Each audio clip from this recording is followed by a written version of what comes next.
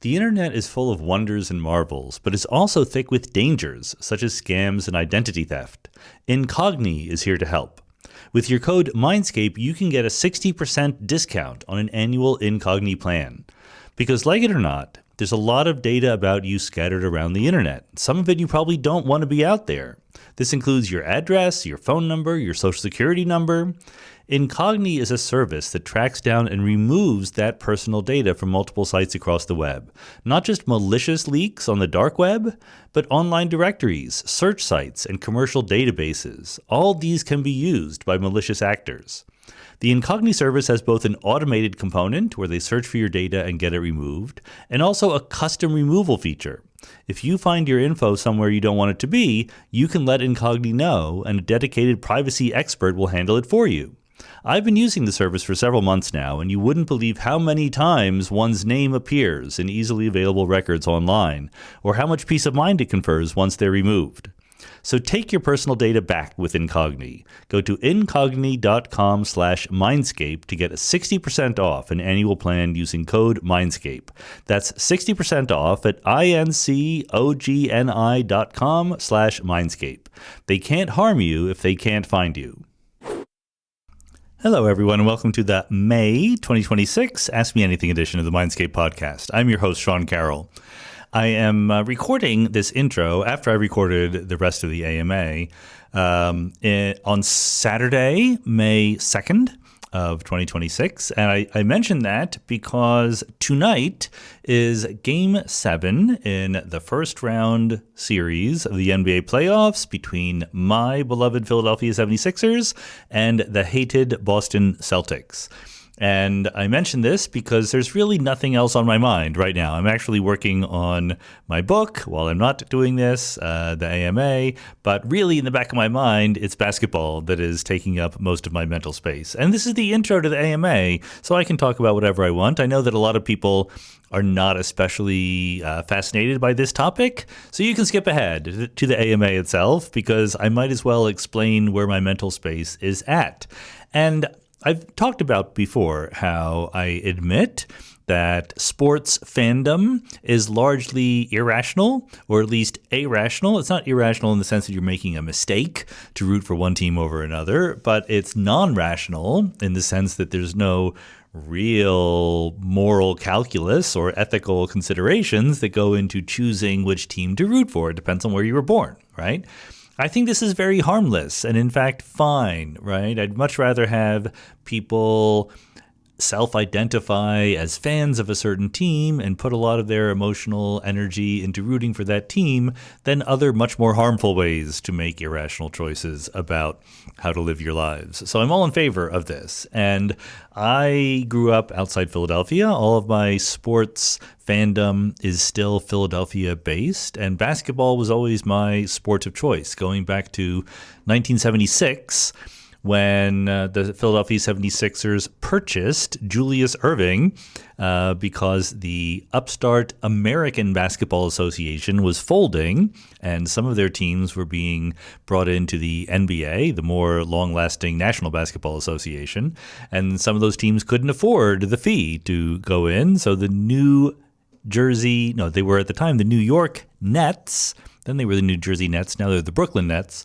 At the time, the New York Nets couldn't afford to keep their best player, Julius Erving, and the Philadelphia 76ers, my hometown team, purchased him and immediately became NBA championship contenders. Not long after, just a few years earlier, they set the record for the worst record in a season in the history of the NBA. So it was an impressive turnaround. That year, 1976-77, they did not win. They came close. They made it to the NBA Finals. They played against Bill Walton and the Portland Trail Blazers.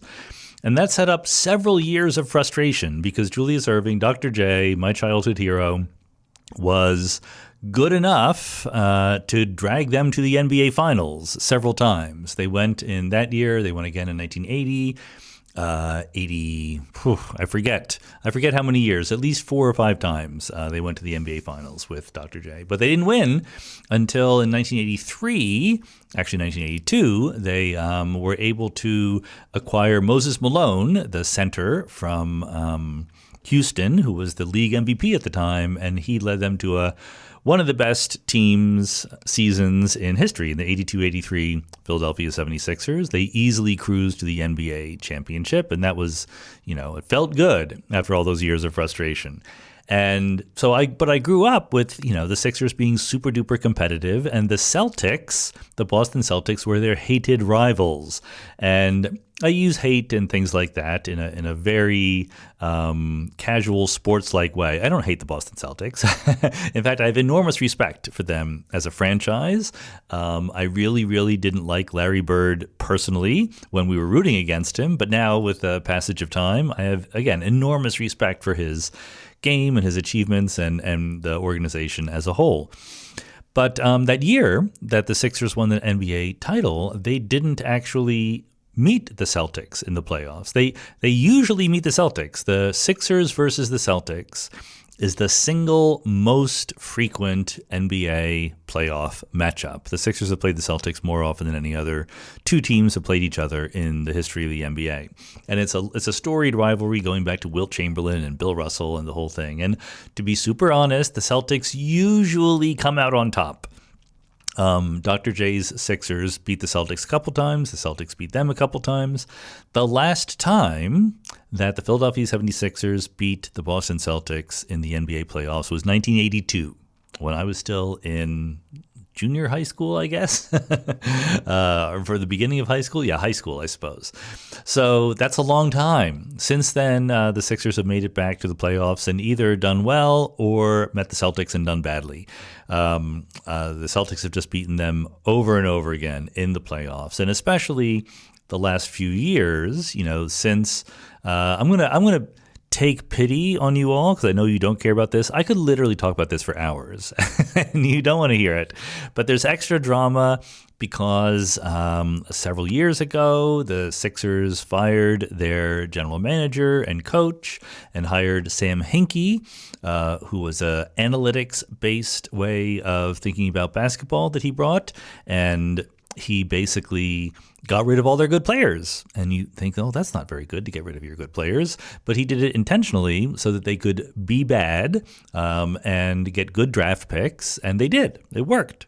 This was later dubbed The Process, as in trust the process, by I think it was a player on the team, Tony Roten, who first said trust the process, but it was taken up by Sixers fans, including the Rights to Ricky Sanchez podcasters, and spread very widely. And the crown jewel of their drafting success was Joel Embiid, their center, who took as his nickname The Process. So trusting the process became also putting trust in Joel Embiid. And I swear that I've never seen a basketball player have worse luck with injuries than Joel Embiid. I've seen players just get so injured they couldn't play anymore. That happens. Various players just never panned out because they had too many injury problems. But with Embiid, he keeps coming back and playing and then getting injured in weird ways. He's had teammates fracture his cheekbone in his face. He's had Bell's palsy. This year, just to rub it in, he had an emergency appendectomy during the last week of the regular season. He had his appendix out.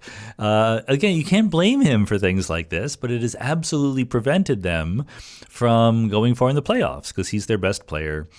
But this year, they are meeting the Celtics in the first round, and Embiid had an appendectomy, and he came back 17 days after having surgery to get his appendix removed, far ahead of schedule. He played pretty mediocrely in the first game that he returned, and by then, once they lost that game, they were down 3-1.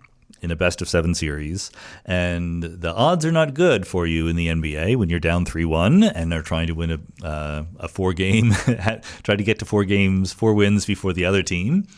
But the last 2 games, Embiid has been playing great, and the Sixers have pretty easily handled the Celtics. And now it's 3-3, and this is Game 7, and titanic repercussions for the happiness or sadness of all of Philadelphia sports fandom is going to happen tonight.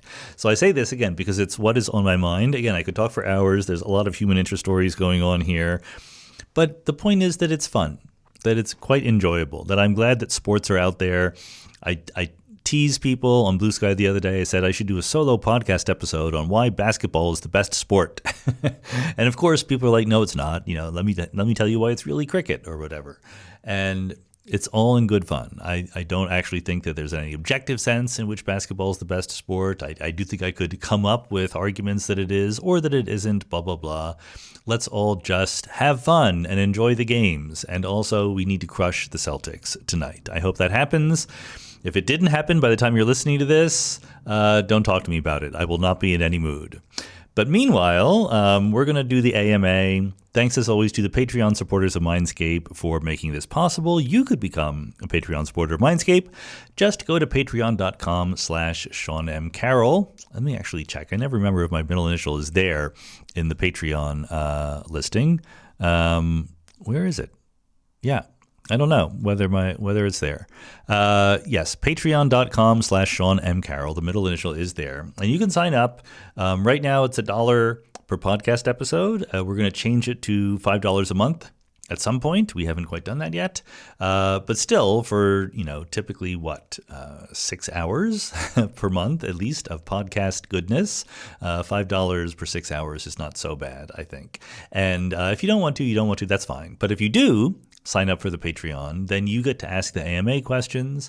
You get to ask a priority question once in your life that I will definitely try to answer, because I can't answer all the questions that are asked. There are too many of them.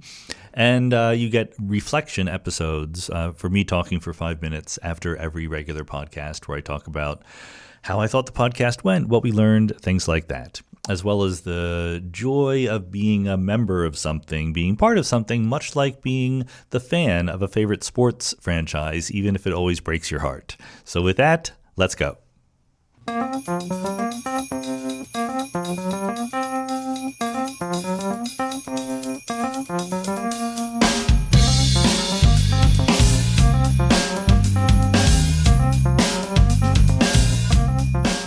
Alex says, if there were an isolated region in space that consisted only of antimatter, would we be able to detect the fact that it is antimatter?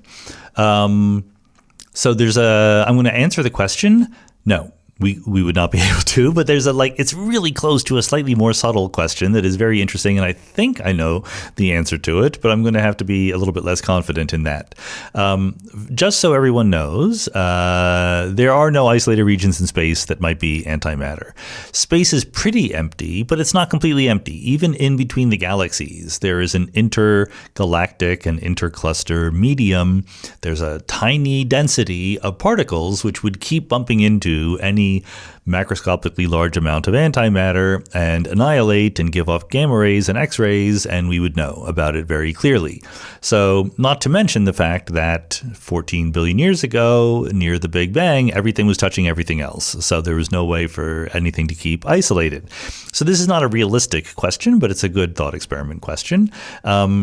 If, like you say, if Alex says there were an isolated region of space and we could just look at it, so we're seeing photons come from it, realistically, no. We could not tell whether it's matter or antimatter. It's just a relabeling, roughly speaking. If you just, the people who were living in the galaxies that were made of antimatter would call what we call antimatter, they would call antimatter, and vice versa. And the reason why, and furthermore, if there were if there was a universe that was only made of antimatter, and it had, what can I say? Yeah, so if it was completely made of antimatter, even if they knew all the laws of physics, they wouldn't be able to say, they're made of antimatter rather than matter. So the tiny little footnote here, which makes it a little bit interesting, is there is in the standard model of particle physics something called CP violation. CP are two symmetries, or at least two transformations you can do on the underlying particles and fields of the standard model. C says switch all particles with antiparticles. And P says change the parity, that is the orientation of the axes. So you change right-handed things with left-handed things. So instead of a right-hand rule, If you did a parity transformation, you'd be talking about a left-hand rule. And that's important because parity is violated in various weak interaction processes. And indeed, CP together is sort of the closest you could come to really trying to replace all matter with antimatter, because I know that that's just C, but C is not a very good symmetry, but CP is. So it's sort of better to relabel, if you like, CP as the honest exchange of matter with antimatter. So, but CP is also violated just a little bit. And so there's a loophole, which I think is true. I've never really thought this through. That's why I'm answering it first, because it's an intriguing question. If there were a semi-isolated region of space, isolated in the sense that there was no matter being exchanged back and forth, and we were able to not only look at it, but like send them a signal and ask them questions, which we can do with photons, because photons are the same for matter or antimatter. So photons don't annihilate or anything like that, just because there's no antiphotons other than photons themselves. Let's put it that way. So if we were able to talk with them by sending signals back and forth, could we decide without touching each other or sending matter back and forth that we were made of the opposite of whatever? Like we would call it matter and they would call it matter, but maybe what we call matter is what they call antimatter. And I think there the answer is yes, because of CP violation. So basically what we could say is there are particle physics processes that happen at a certain rate that is different than the rate at which their CP conjugate processes happen. So, for example, there is a kind of meson called the neutral kaon, which you can make in a certain way. And so we would not be able to use with our potentially antimatter friends words like protons and neutrons, right? Because we don't know whether they're what we call antiprotons and antineutrons. But what we could say is, you know, your atoms have nuclei that are made of charged particles and uncharged particles. So we call the charged particles protons, etc. And we could say, look, when we make a certain kind of kaon with a certain kind of collision of protons and neutrons, it makes certain kinds of other particles. Okay. And the CP violation says that there is a long-lived version of the neutral kaon and a short-lived version.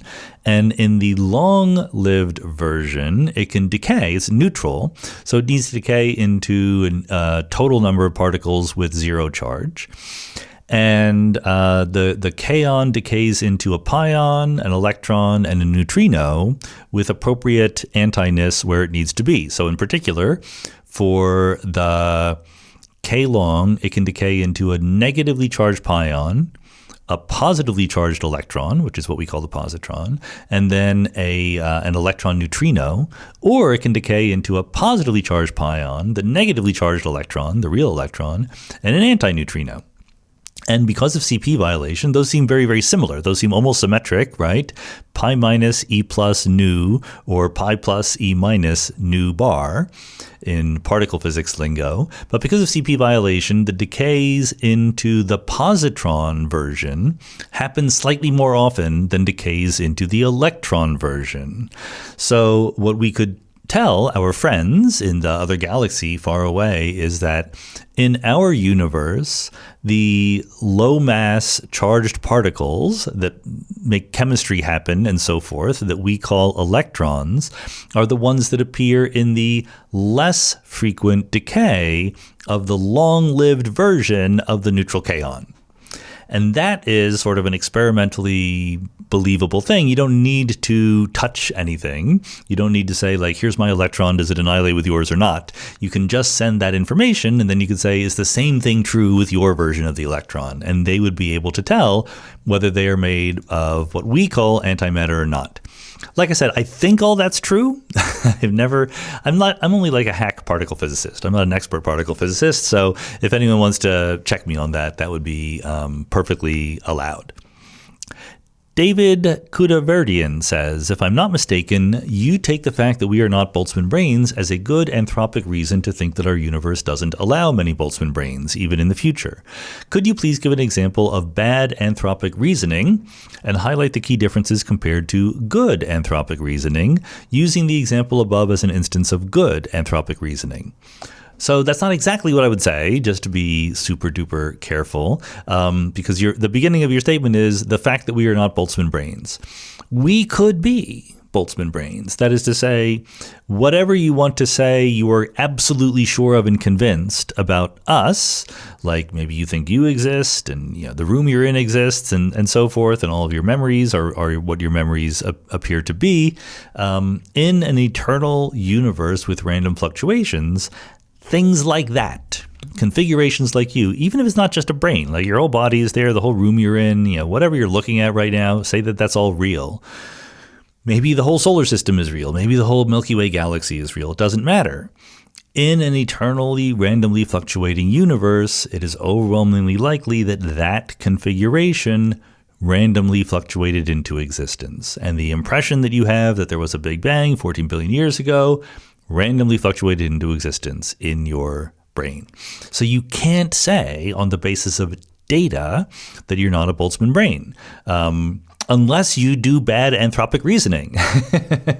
So the reason why the way that I get out of the Boltzmann brain problem is I say, if Boltzmann brains do dominate, or Boltzmann fluctuations more broadly, even bigger fluctuations than just brains, if those dominate the set of conditions in the universe that are given by any macroscopic specification, then we are cognitively unstable. Then we have no reason to trust any conclusions we have about the universe. And it's not that scenario is therefore false, but it's that we should put almost zero credence on it. Because the options are, we put a high credence on it and we are not allowed to do anything, to say anything about the universe, to trust anything we believe. It's just no way to go through life. Or we can say, no, I'm going to reason as if I am not a Boltzmann fluctuation, but I am the thermodynamically sensible observer that I think that I am. And how can I justify that? By having large credence on cosmological models in which that would be true, right? In other words, it's a long-winded and philosophically careful way of getting to the conclusion that we should build cosmologies which are not dominated by Boltzmann brains, okay? That's the way that I would say it. So it's not quite an anthropic thing. It's a you need cognitive stability kind of thing, which is not quite the same thing. Now, most astronomers, you want to know what's an example of bad anthropic reasoning. Here's an example of bad anthropic reasoning. In a Boltzmann fluctuation-dominated universe, most observers would be brains or would be minimal observers, whatever that is. People take the brain thing too seriously. Who cares about the brain thing? If you want to say, well, I need more than just a brain, I need this or that, fine. I give you whatever you need. The point is you would be minimal, and the world that we see around us is in no sense minimal, where minimal means a minimum deviation from thermal equilibrium, okay? So in that universe, this is an example of bad anthropic reasoning, remember? So most observers would be minimal fluctuated observers. Therefore, if I lived in that universe, I would probably be a minimally fluctuated observer. I look around and see that I am not. Therefore, I have ruled out that scenario by taking data. Okay. The reason why that's bad anthropic reasoning is it does not follow that just because most observers in that universe would be this kind of fluctuation, that you would be this kind of fluctuation, because you know things about yourself. In order to get to that conclusion, you have to forget everything you know and pretend you're a typical observer in the universe and then draw conclusions on that basis. I don't think that's allowed. I think that that's almost always what cosmologists do, and philosophers for that matter. They imagine that the way to do anthropic reasoning is to pretend that they are typical observers by closing their eyes and forgetting that they're not typical observers, and then opening their eyes and acting surprised when they see the reality of the world around them. I just think that's a mistake. So Isaac Wilkins and I are, as I've mentioned, writing a paper, and it's going to be called Anthropics with Open Eyes, where you can actually take into account everything that you know, following ideas that Radford Neal came up with a long time ago.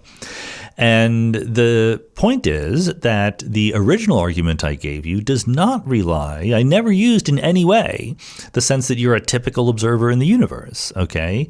You're typical within the set of observers that have exactly everything you know about the universe. So that's why I said you tell me what you take as real. And within the set of people like that, you're typical because you have no experimental evidence that you're not. And so that's good anthropic reasoning. If you treat yourself as typical within the set of observers just like you, that's fine. And there's plenty of other examples. The doomsday argument that says that humanity won't last much longer because it would be very, very unlikely for us to be in the early stages of humanity if we were typical human beings. We're not typical human beings. We're who we are. That's just bad anthropic reasoning. If you use a razor to shave, your razor has been secretly teaching you a bad habit, to press too hard while you're shaving. Most modern razors use springs and flexible blade mounts. These give the illusions of flexibility, which sounds good, but what you're actually doing is giving up precision. Since you can't precisely control what your blade is doing, you end up using more pressure than you really should, and that's what leads to irritated skin. The tugging sensation you feel with a usual razor is caused by tiny movements that are beyond your control. That leads to more friction and more irritation. Henson takes a different approach. Their razors have been designed by aerospace machinists who have discovered that a fully supported blade provides more precise shaving than a pivoting one, since you control the cutting angle. The fixed geometry puts your shave into your hands where it belongs. I know that since I've been using the Henson razor, it's remarkable how little pressure you actually need to get a good shave. A clever bit of design goes a long way. If you want to try it for yourself, Henson is offering 100 blades free with the purchase of a razor. Just head to hensonshaving.com/Mindscape or use code Mindscape at checkout. That's HENSON shaving.com/Mindscape.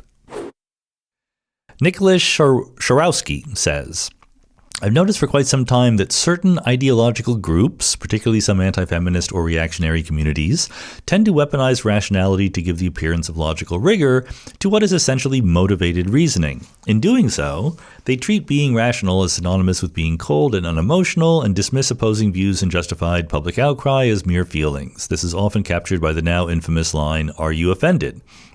Yet these same groups frequently commit basic is-ought fallacies, for example, jumping from statistical averages to rigid prescriptions about social roles. Personally, I think the word rationality has taken on a somewhat negative connotation for me because of this kind of misuse. As someone committed to genuine scientific thinking, what is your view on this current trend of invoking supposed rationality? And do you believe that the scientific community has a responsibility to push back against it? So I want to, I wouldn't phrase things at all in quite this way. I think that, it's tempting to, in heated debates over political or cultural or theological, for that matter, issues, to attribute all of the good features to our side and all the bad features to the other side. Now, sometimes the other side really does have more bad features than our side does, but you have to be aware of the temptation to say that all of their facets are the bad ones and all of ours are the good ones. That's just really comforting to think that, but it's usually not as true as we take it to be. So I would be much, much more careful about, complaining that they're completely irrational and have used all these words because they're just motivated, whereas we are perfectly reasonable. But having said that, I think that you do point to a very real thing that is happening. I mean, let's just forget about, this or that ideological group.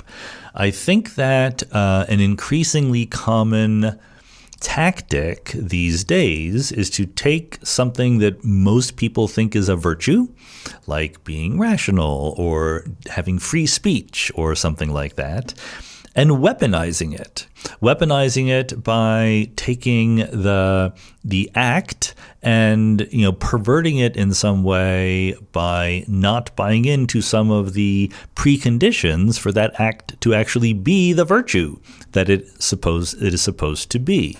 There's no better example of this than the infamous Harper's letter. I don't know if you saw the Harper's letter. If you remember this from a few years ago, this was an open letter published in Harper's Magazine with a various set of distinguished signatories complaining about the leftist suppression of open inquiry, especially in universities and places like that. And there are absolutely, really examples of suppression of open inquiry by leftists on campus and elsewhere. There are also absolutely examples of suppression of open inquiry by conservatives on campus and elsewhere.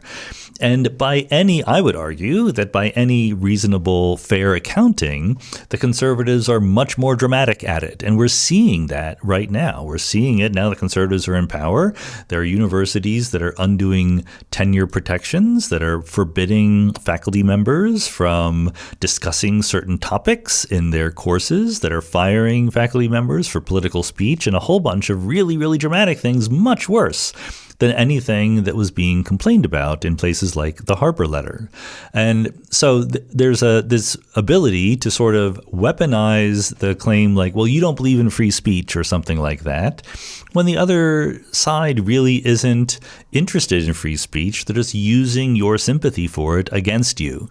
So I do think that something like rationality could be very much used in that way, but the response is just to be rational. The response is to be really rational, truly rational, not to give up on it, not to reject the terminology.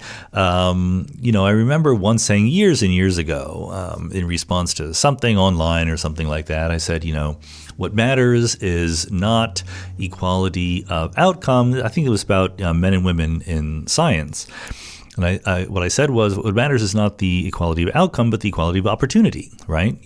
I don't care whether there is 50-50 representation of men and women in physics departments. What I care is that a young person who has certain talents in doing science and doing physics has the same opportunities to become a physicist as depending on whether they're a boy or a girl or whatever, okay?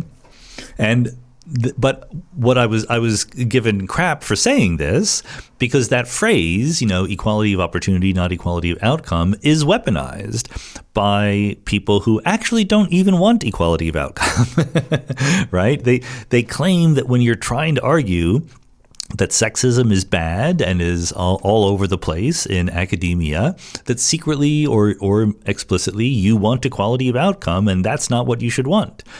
Fine, that's not what I want. But the point is we don't have equality of opportunity.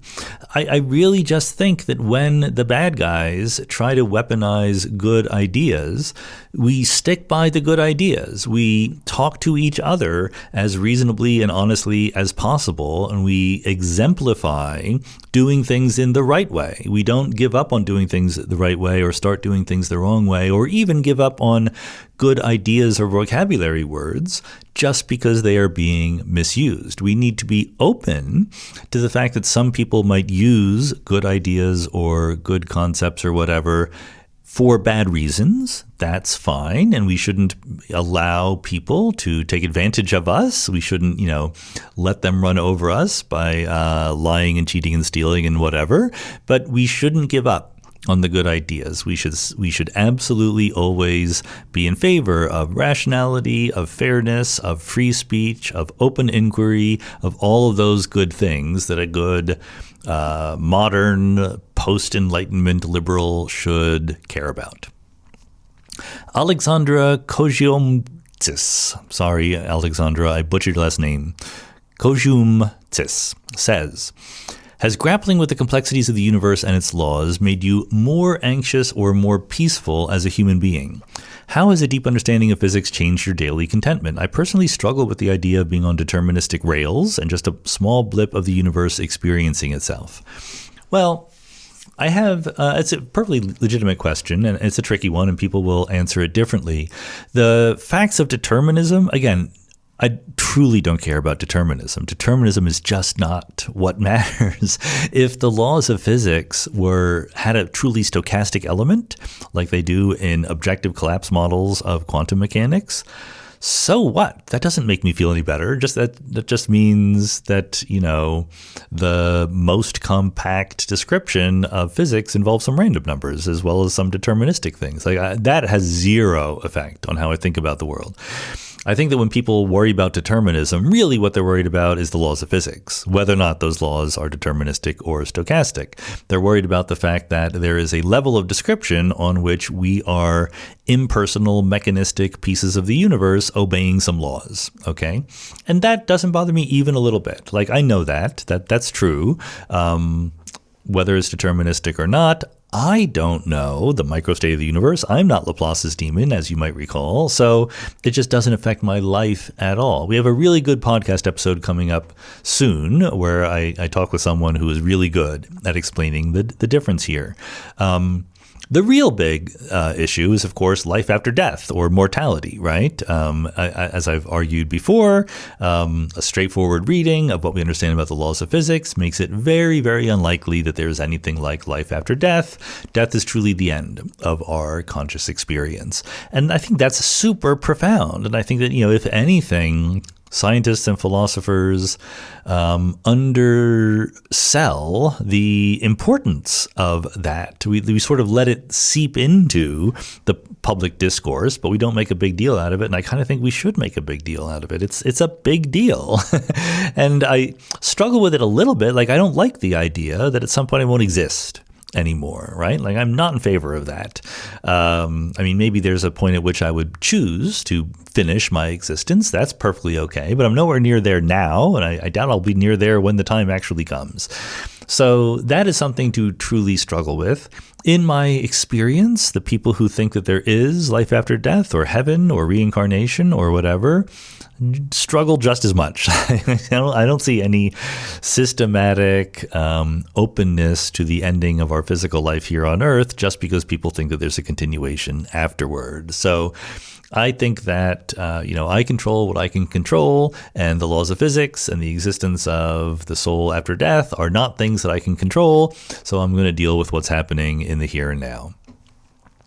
Zach McKinney says, what is your view on the appropriate contribution of contemplative practices and psychonautic explorations, including but not limited to the psychedelic variety, to understanding the nature and metaphysics of consciousness? I agree that rigorous contemporary science is needed to elucidate the neurophysiological and informatic basis of consciousness. Nonetheless, given that any complete theory of consciousness must account for a wide variety of non-normative experience, to what extent do you believe ancient practices that reliably produce and interrogate altered states of consciousness can contribute to our understanding of the nature and origins of consciousness, respectively? So tiny correction, I don't think that non-normative is the word you're looking for there. Non-normative means not judgmental, right? Normative talk is prescriptive talk rather than descriptive talk. Norms are, do we judge things to be right or wrong?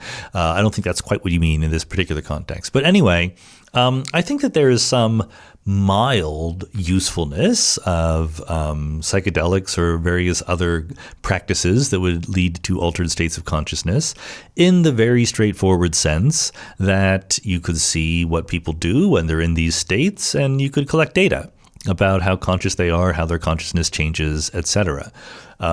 That's fine. I'm not quite sure how useful it is, but it's worth doing. I think there's huge potential applications of psychedelics and other practices to therapy, not just psychological therapy, but physical, medicinal therapy, like fixing diseases and things like that. So I'm all in for that. I'm all for that. I'm not sure that it helps us a lot with understanding the nature of consciousness. Probably what you mean is something more like, do I imagine that if I could access one of these states through drugs or other means, that I would have some insight into the nature of consciousness because of that? And that, I think, no. Absolutely not at all. I know what's going on. I mean, I have certain things going on in my brain. I am changing those things going on in my brain, either through drugs or stimulation or even some internal practice, whatever. But I'm changing the physical things going on in my brain, and as a result of that, I change what I think I'm perceiving or something like that. I don't see why that gives me any insight into the nature of consciousness at all. I'm not quite sure what I would expect to discover by doing that. I don't think that we have, in particular, discovered anything super duper important about the nature of consciousness by people doing that. Again, that's not to say it might not help you live your life, but at a scientific level, I don't think it's telling us anything data-wise about what consciousness is. Schleyer says, does all the complexity and awareness on Earth mean that the universe is a complex and self-aware system? Or does one living planet among septillions of dead ones in empty space amount to a statistically insignificant blip with universal complexity rounded down to zero? Unsurprisingly, the answer is that depends on how you choose to quantify complexity. If I have a big system that is mostly simple, but there's a little tiny part of it that is super duper complex, do I judge complexity by the average amount of complexity or by the maximum amount of complexity of any subsystem? I think it's entirely okay, entirely legitimate to judge the complexity overall of a system by the maximum amount of complexity of any subsystem in it, right? So, but you can choose to do it whatever way you want. I mean, I think that the purpose for which you probably would be quantifying complexity is to talk about the appearance of new abilities or modalities or whatever you want to say, strategies for this physical system to exist in the universe. And I think that the relevant fact there is the peak complexity of any subsystem, not the average amount overall. Mark Wall says, having a consequentialist/utilitarian/hedonist stance, like Peter Singer, seems to require an immense amount of information to make the best ethical decisions within that framework. Do you think that it is a reasonable conclusion to say, from that position, that makes science the most ethical pursuit, as it is a framework of gaining more information about the world? E.g., we found through scientific studies that cephalopods are sentient, so now we can make the world better by trying to not have them suffer. I wouldn't put it that way, no. I mean, I think that science is an important part of ethical pursuit more generally, but you know me, I am a pluralist. I think that there is no one thing that is the most ethical thing to do, because if you pick any one thing you think is super ethical, and everyone did that thing and didn't do anything else, I think that would be a super unethical result, right? I think the most ethical thing is that a lot of different people are pursuing lots of different things. We need not only science, we need education, we need government, we need healthcare, we need maintenance, as Stuart Brand would say, of the world around us in all sorts of ways. We need distraction and entertainment and sports and things like that. So these are all ethical in different ways. And I don't think that there's a need or a sensibility to saying that one of them is the most ethical. But certainly, again, the spirit of saying that doing science is important for a good ethical understanding of the world, in that sense, yes, I would totally agree with. Ken Wolfe says, since you are a fan of Jane Austen's Pride and Prejudice, are you familiar with the sequel, Death Comes to Pemberley, written by P.D. James? If so, what did you think, or how do you feel in general about what is essentially fan fiction based on one of your favorite books? Well, I will tell you, I actually did read Death Comes to Pemberley, and I remember essentially nothing of it. So that should tell you what I thought about it. It's fine. I'm very much in favor of fan fiction, okay? In fact, I would love it if fan fiction were much more popular. As a general rule, I think that we have professionalized artistic and creative pursuits too much, right? There is such a thing as spare time and leisure time and the part of your life that does not just go into your occupation. And a lot of that time in the modern world, we spend relaxing or spectating in some sense, watching sports and things like that. We don't spend enough of it creating, painting, making music, writing fiction, whatever it is. So I wish everyone would write fan fiction if that's what got them very excited. I don't think that that particular example, I don't know P.D. James's other work. It might be very, very good. Mystery writer. Death Comes to Pemberley is sort of a mystery novel take on a sequel to Pride and Prejudice. I do remember that Elizabeth Bennet, who was the star, of course, of Pride and Prejudice, didn't have a very big role in Death Comes to Pemberley. It was much more about Mr. Darcy, her now husband, and his friends. But, something about the sensibility is just different. This is not an exact analogy, but let me suggest an analogy. When there is a song and you want to imagine a cover version of the song, a cover version is not quite like a fan fiction sequel, but it's similar in some ways, right? What kind of song lends itself to a good cover version. The classic cover version success is Jimi Hendrix doing All Along the Watchtower, which was written by Bob Dylan. And so what's going on there? You have a wonderful song by an amazingly brilliant songwriter, Bob Dylan, who, to many people's ears, is not the best performer, not the best guitarist or singer or arranger or whatever. That's not where his strong suit is. He's good at it, but, it's the songwriting and the wordsmithing that is really good at it. Whereas Jimi Hendrix can perform as well as anybody, right? Playing the guitar. And he's also a super good singer and definitely a wonderful sort of blues-inflected arranger of music. And so he takes this underperformed song by Bob Dylan and turns it into a classic, all Along the Watchtower. You wouldn't want to, there's no world-class cover version of, Bohemian Rhapsody. Like, they already did it perfectly. Queen did the perfect version. I almost was going to say Stairway to Heaven. Stairway to Heaven was also done perfectly the first time by Led Zeppelin. But if any of you saw Heart do a cover version of Stairway to Heaven at the the United States gave some award to Led Zeppelin, right? The National Medal of Arts or something like that. I forget exactly what it was, but Ann and Nancy Wilson from Heart did a cover version of Stairway to Heaven that honestly was better than Led Zeppelin's version. And I say that because Led Zeppelin was in the audience and they were crying because it was so good, this version. So it's not, like I said, it's not a perfect example, but Jane Austen, the equivalent here is there are people who are good at plots, right? Like coming up with some complicated set of events happening in the book. And there are people whose best thing is, the details of individual characters and their reactions and their thoughts and the words into which those things are put, okay? And Jane Austen is good at the latter, not the former. No one reads Jane Austen for the plots. It's going to end up with a happy ending, right? And if you're the kind of reader who is only interested in the plot, you're not going to like Jane Austen. It's how you get there. It's the journey. It's the delicious sentences and one character commenting on the other and the characters just thinking to themselves, what are we going to do? And it's just so wonderfully insightful about how real people think. Like, real people struggle with themselves and go back and forth and say all sorts of crazy things to themselves. And that's what's enjoyable about Jane Austen. Not the list of characters or their physical situation or whatever. And, P.D. James, from my very, very meager evidence of having just read that one book, is no Jane Austen when it comes to what Jane Austen is good at. It would be like Bob Dylan covering a Jimi Hendrix song, right? Like, who wants that?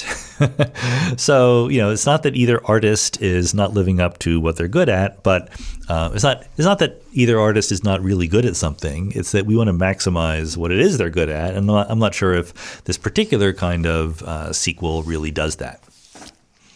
TK says, hypothetically, if an alien civilization were able to harness massive amounts of negative energy and open a wormhole nearby, would that cause a gravitational ripple that could be detected by LIGO?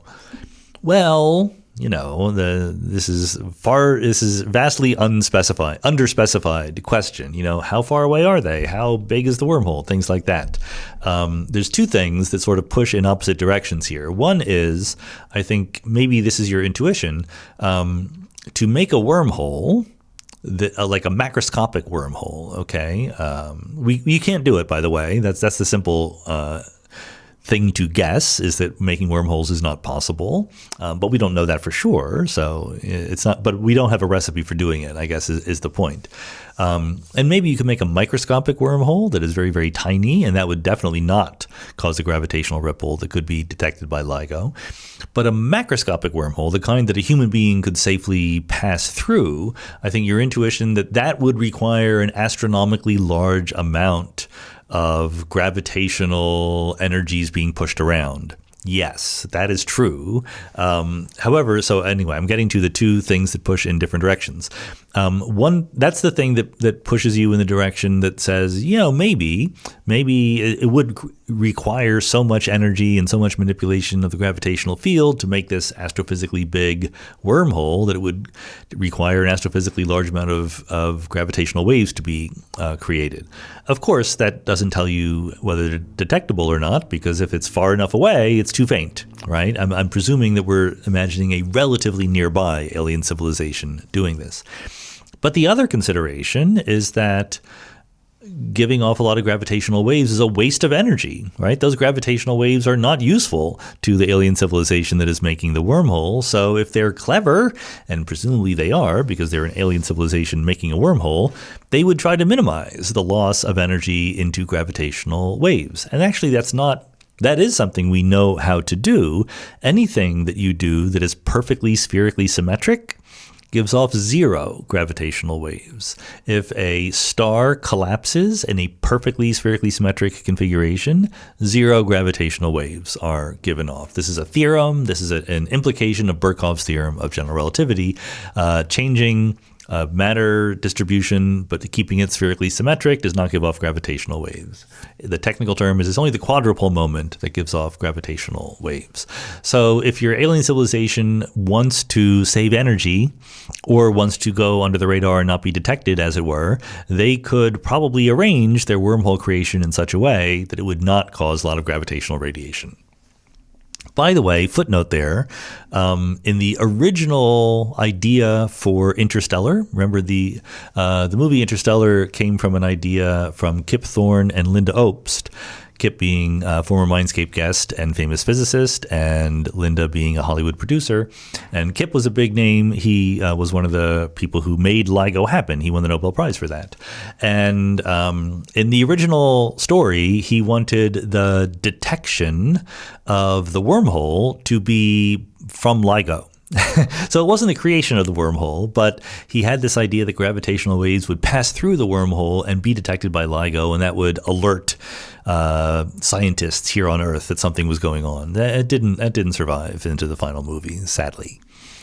Bill McDonald says, "Here comes my single, short, timely, once-in-a-lifetime, at least in this branch, priority question." Remember, every Patreon supporter gets to ask one priority question in their lifetimes, and you're on the honor system here. By the way, they're like very, very rarely, but sometimes, someone who is not a Patreon supporter tries to join Patreon just to ask a priority question and then quit before they've paid any money. I'm not really trying hard to enforce that, but we hope that people don't do that, and mostly they don't. I'm certainly not accusing Bill of doing that. It came to mind because someone tried to do it. Anyway, so Bill's question is, on Jeffrey Epstein, when does the failure to shun a wrongdoer become blameworthy? Well, unsurprisingly, I'm going to say that there are gradations here, right? Like failure to shun a wrongdoer means different things in different contexts. Like if someone is a wrongdoer and you're not shunning them but trying to help them sincerely improve their lives and become better, then that's praiseworthy. That's not blameworthy at all. I presume that's not what is going on in the Epstein question. When Jeffrey Epstein was convicted, for the first time, circa 2008, it wasn't a big deal. People forget this because you remember things in retrospect differently than they happened at the time. There were some news stories about it because he was a rich guy who went to jail, but it didn't really penetrate the public consciousness. If you go onto Google and do the Ngram search, which tells you how often different terms appear in the corpus of words being written, Jeffrey Epstein doesn't take off until around 2018, really. He got a bump in around 2016 when Donald Trump ran for president, but then a big bump because the Miami Herald did a big story on him in 2018, and that's when he super duper became infamous. And then he committed suicide not long after that. But in 2008, the first thing was, if you were into following the shenanigans of rich financiers, you knew about it, but I think that the person on the street didn't know his name at that time. So there certainly were people, both before and after 2008, who accepted money. Many good scientists, many friends of mine took money from Jeffrey Epstein. The Santa Fe Institute took money from Jeffrey Epstein. Most of it, again, before 2008, so before he was known to be a sex offender or whatever. And they did sort of like almost by mistake take a small donation after that, and they gave it back right away. Is that blameworthy? I don't think so. I mean, I think you try to do your due diligence. Sometimes you slip a little bit and you give the money back, and okay, that's what it is. I think that after 2008, once he had done that, if people knew that he was that kind of wrongdoer and just said to themselves, he's a wrongdoer, but I'd rather his tainted money go to good causes than bad causes, and therefore convince themselves it was okay to take the money, I think that's a little blameworthy. I think that was a little self-dealing, self-serving in your rationality there, but it's not like the world's biggest problem. And if you just said, yeah, that was a mistake, I made a mistake, sorry, and you were legitimate about it, I would completely forgive a person who did something like that. Now, it's clear from the files that there were people who not only knew that he was a bad person, but kind of thought it was cool the way that he was a bad person. People like Larry Summers, who we talked about, or Henry Rosofsky, who many of you don't know, but he was the provost of Harvard University when I was there, or Alan Dershowitz, or whatever, Lawrence Krauss. People who, were in on it. And I don't mean in on it in the sense of literally abusing children or whatever, but, Lawrence Krauss asked Jeffrey Epstein for advice on how to fight against the charges against him of sexual harassment. And we know why he would do that.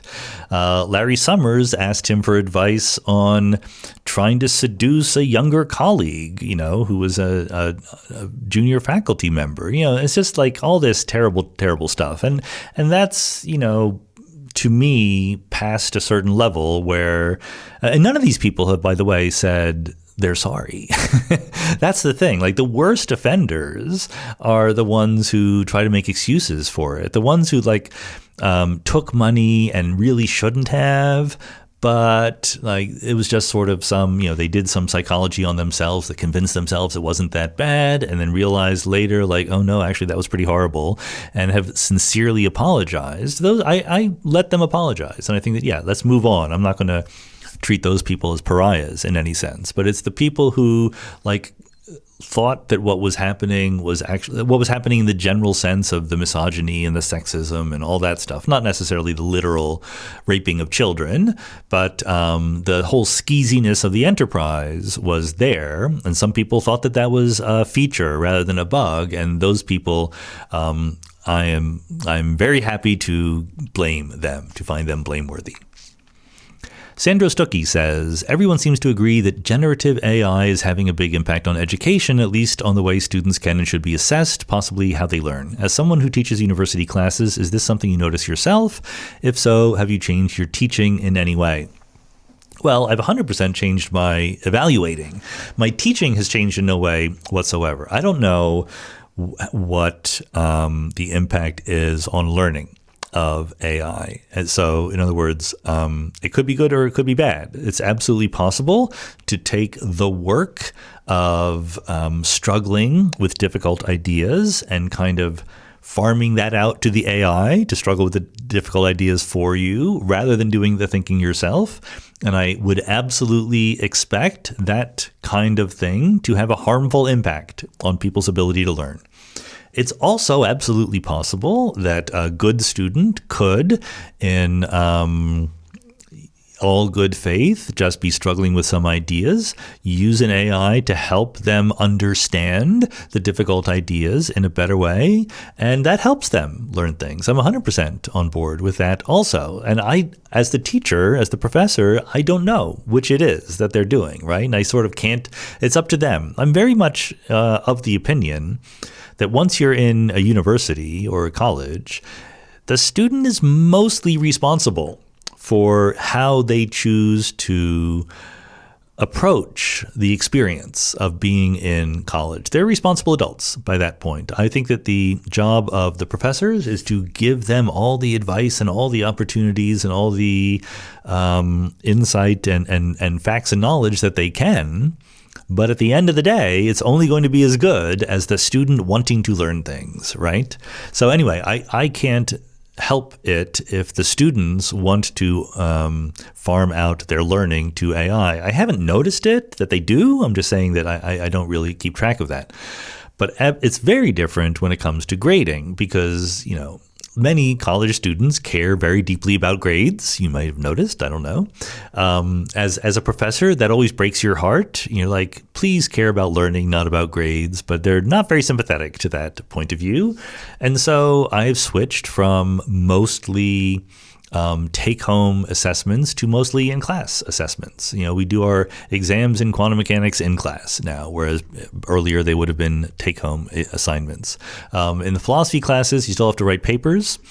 In the seminar, it's mostly the paper that's going to give you your grade. But in a small seminar, I'm talking with the student and I know what they're doing. And there's no possible way they can be handing over to AI most of the work to write the paper. And I've seen zero evidence that any of them try to do that. In a large lecture class, then I'm also going to give in-class exams, short answers, where they talk about the concepts, and that's going to play a big role in addition to the paper. So that's all new. That's, I've never given in-class exams before I came to Johns Hopkins. Not because Hopkins, but because of AI, precisely because of that. And, it's not the biggest deal in the world. It's slightly annoying, but that's the world in which we live. You have to adapt in different ways. Scott says, can the matter-antimatter asymmetry be explained by simply postulating that the initial conditions of the universe were such that matter was dominant? Why assume a symmetric initial condition and work so hard to find a dynamical mechanism?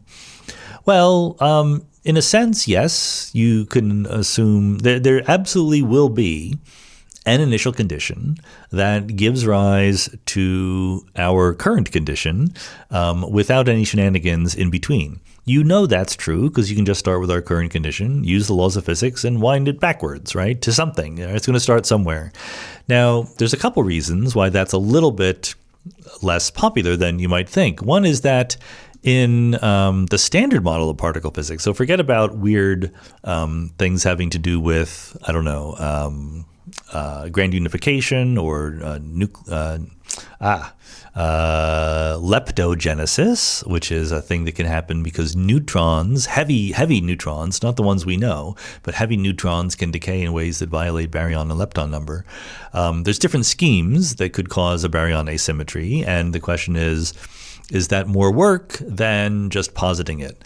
So the two things. Number one, even in the standard model, so we have two things: baryon number, which is the number of baryons. Baryons are protons, neutrons, things like that. And then we have lepton number, so neutrinos and electrons and things like that, okay? They're both separately conserved, both baryon number and lepton number, at low energies, zero temperature in the standard model. But we've known since the 70s that at high temperatures, there's an increasing probability for B plus L to be violated. So that is to say, baryon number plus lepton number is violated, although B minus L is conserved. So the difference between the baryon and lepton number of the universe stays the same in the standard model, even at high temperatures, but the total number of both baryons and leptons can change. So there are processes that make you one new baryon and also one new lepton on average, okay? So if you started with an excess that was equal in both baryons and leptons, the standard model would get rid of that excess, and therefore you would not be left with an asymmetry today. It's easy enough to say, well, okay, I just want to start with an asymmetry in baryon number, not in lepton number, and then that would preserve some asymmetry at the end of the day. But the real reason this isn't popular is because it doesn't help you. Like, for a lot of these puzzles, like the cosmological constant problem or the horizon problem of inflationary cosmology or whatever, you're totally allowed to just say, well, it just was like that. There's no explanation at all. I'm just going to say it's like that, okay? The hierarchy problem. It just is. And you might be right. I can't promise you that you're not right. The reason why we spend time thinking about mechanisms is that you might be wrong. And we know that we're not done when it comes to understanding the laws of physics or the origin of the universe. We know that we need to go beyond where we are now. And maybe these features, like the matter-antimatter asymmetry, are clues to how to go beyond what we know now. If you found a theory of grand unification that helped inflation happen and helped explain the baryon asymmetry and all those good things, that might be evidence that that theory is correct. You still need to go check it, because you can't just explain things we already know to be true. You have to explain some new things as well. But that's the kind of guidepost that we use when developing better theories. You never know for sure whether that guidepost will be useful, but we have to take what we can get. Mikkel Benedson says, thank you for the interesting discussion with Peter Singer. I learned a lot from your exchange, especially the parts on the foundations of utilitarianism. For example, the idea that utilitarianism does not seem to require an ontological commitment to something called utility, and Singer's meta-ethical distinction between moral realism and moral objectivism. Okay, I'm going to group a couple questions together. They have to do with the interview I did with Peter Singer recently. Mikkel Benedson says, thank you for the interesting discussion with Peter Singer. I learned a lot from your exchange, especially the parts on the foundations of utilitarianism. For example, the idea that utilitarianism does not seem to require an ontological commitment to something called utility, and Peter Singer's meta-ethical distinction between moral realism and moral objectivism. You've often been critical of utilitarianism. Did your conversation with Singer change your mind on any aspect of it? And then Terence says, regarding the most recent episode with Peter Singer, whenever utilitarian comes up, you raise the rebuttal, if I can paraphrase it, as doesn't utilitarianism imply we should sacrifice the happiness of one person if we can increase the happiness of 5 other people to a greater degree?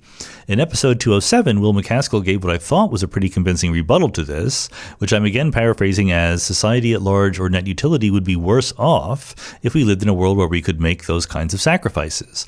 I recall from that episode that you sounded pretty swayed by Will's argument too. Have you since changed your mind about it, or what did you think of Will's argument now in light of intervening discussions of utilitarianism?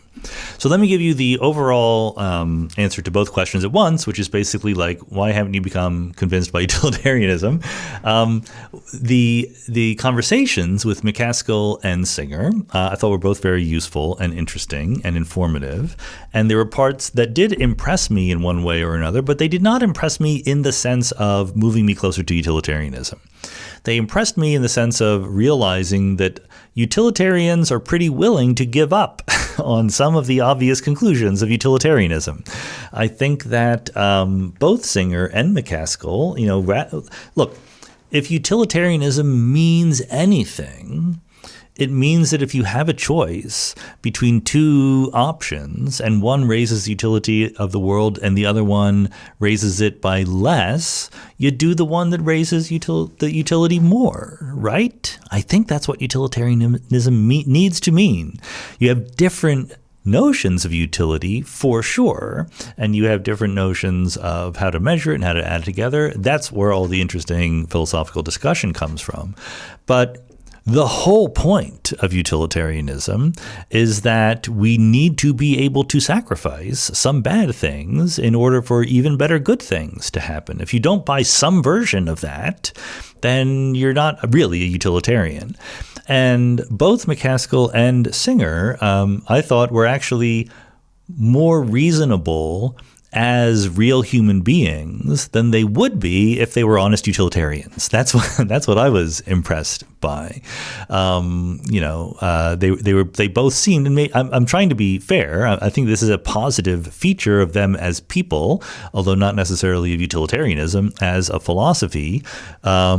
I think that they were both very realistic about, how real people wouldn't be able to do this, and wouldn't be able to act like good utilitarians, and how society shouldn't necessarily do the thing that utilitarianism might predict that it would do, because it would actually secretly make things worse. And what you end up in either version of that is with a stance that isn't all that utilitarian to me.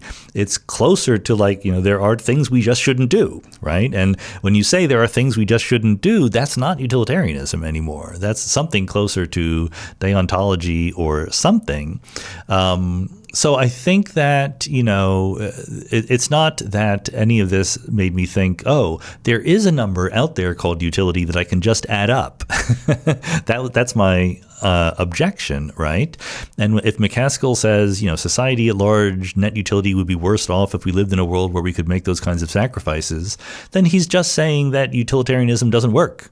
I think that's what it means to me, that there is not a number that we can just add up and then try to maximize that number, that we have to take into account all sorts of things that are not necessarily quantifiable and trying to actually nudge people towards doing better things.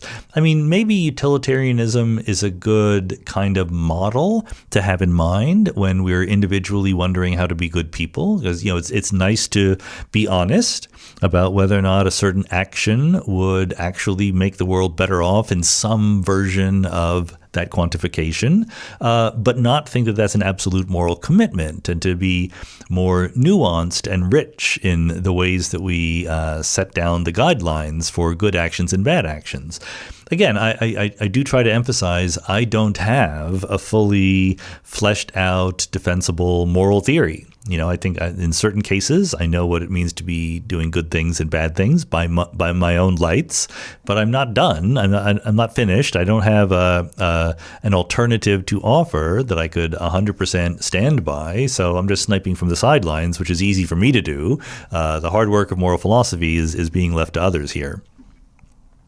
Nikola Ivanov says, in your discussion with Daniel Harlow, the one-dimensional Hilbert space seems to come from treating the universe as a truly closed gravitational system. If that assumption is right, would your own view that reality is fundamentally a quantum state in Hilbert space have to be revised too, or do you think your framework can still survive in a closed universe?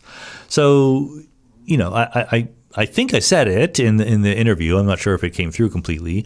I don't believe Daniel's argument. It's not that I think I can find a flaw in the argument. So for those of you who didn't listen to the episode, quantum mechanics tells a story about states of quantum systems being vectors in this space called Hilbert space. Usually I say this really big space called Hilbert space, but the whole point of what Daniel and others are saying is that there's certain reasonable calculations in quantum gravity that lead us to the conclusion that in a closed universe, the effective Hilbert space, or the fundamental Hilbert space, is one-dimensional. There's really nothing that goes on. A one-dimensional vector space doesn't have anything happening at all.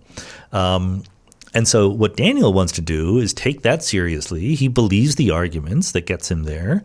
And he wants to say, okay, how can we live with that? And he has to invent an effective Hilbert space that is not the fundamental one, and then talk about the relationship between them and a whole bunch of other things. And then, so good for him.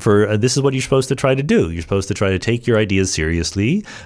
Sometimes they will lead you to good places that you just declare victory. Other times they lead you to apparent puzzles, and you see whether or not you can deal with them. And he's trying to deal with it.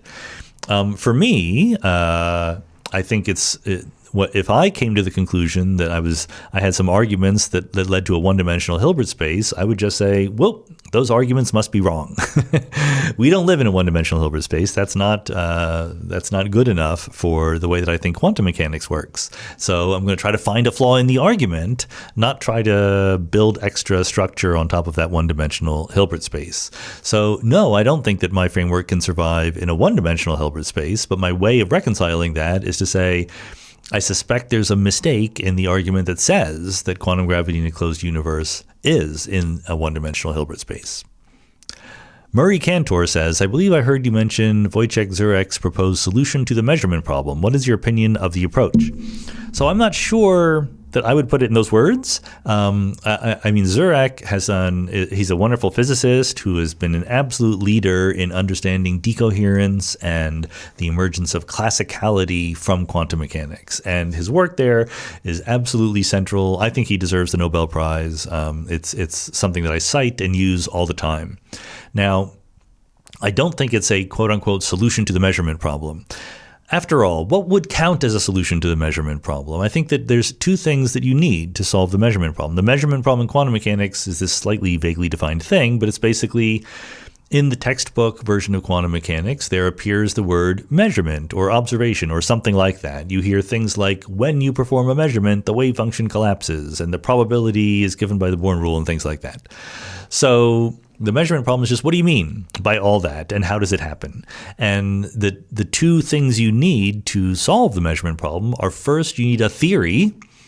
That is to say, you need a well-defined physical theory of what is happening in quantum mechanics when a measurement occurs. This is exactly what the Copenhagen interpretation doesn't give you, and therefore Copenhagen is not a theory that should be judged against other theories. It's a half theory that should be improved to a real theory. But once you have that theory, like many worlds, but also like Pilot wave theories, objective collapse models, whatever, then you need to say, okay, in this theory, this is what happens when you and I think something like a quantum measurement is occurring. This is what that means in the context of that theory, okay? So Dirac isn't proposing a theory. He's just working in conventional quantum mechanics. And I think this is one of the places where and I don't mean this about Dirac himself, because he's thought more deeply about quantum mechanics than most people around, but there's a lot of physicists who just don't take seriously thinking about the foundations of quantum mechanics, or even thinking carefully and rigorously and philosophically carefully about what happens in quantum mechanics. So there is a thing that you will hear, which is absolutely wrong. Let me tell you what it is. It's the claim that decoherence solves the measurement problem. So I don't think that Dirac has ever quite said that. Maybe he says it somewhere. Maybe he believes it. I know that he's not really a many worlds person, but I think that he's like many worlds person in disguise, to be perfectly honest. He doesn't want to talk about many worlds or things like that, but his stuff is completely compatible with many worlds. So the point is that if I have something like Schrödinger's cat, so I have a quantum system that is in a superposition. The cat is awake in part of the wave function, the cat is asleep in the other part. And then decoherence happens, and this is what Dirac describes very, very carefully and rigorously. There is an environment, so there's a whole bunch of photons and so forth. They interact with the cat, and they interact with the cat differently, depending on whether the cat is awake or asleep. And this branches the wave function of the universe because you get the cat is entangled differently with the photons in the environment, depending on whether it's awake or asleep. And so the environment part of the wave function becomes perpendicular, orthogonal, in the branch of the wave function where the cat's awake and the branch of the wave function where the cat's asleep, so they become non-interacting, those two parts.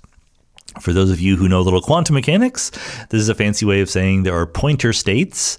Cat being awake is a pointer state, cat being asleep is a pointer state, and the density matrix of the cat subsystem diagonalizes in the pointer basis.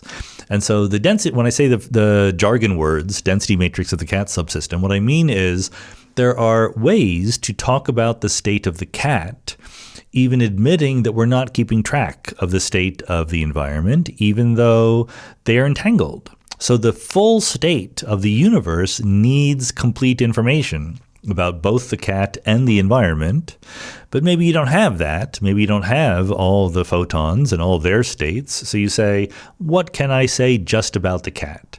And this idea of a density matrix is what you can say just about the cat.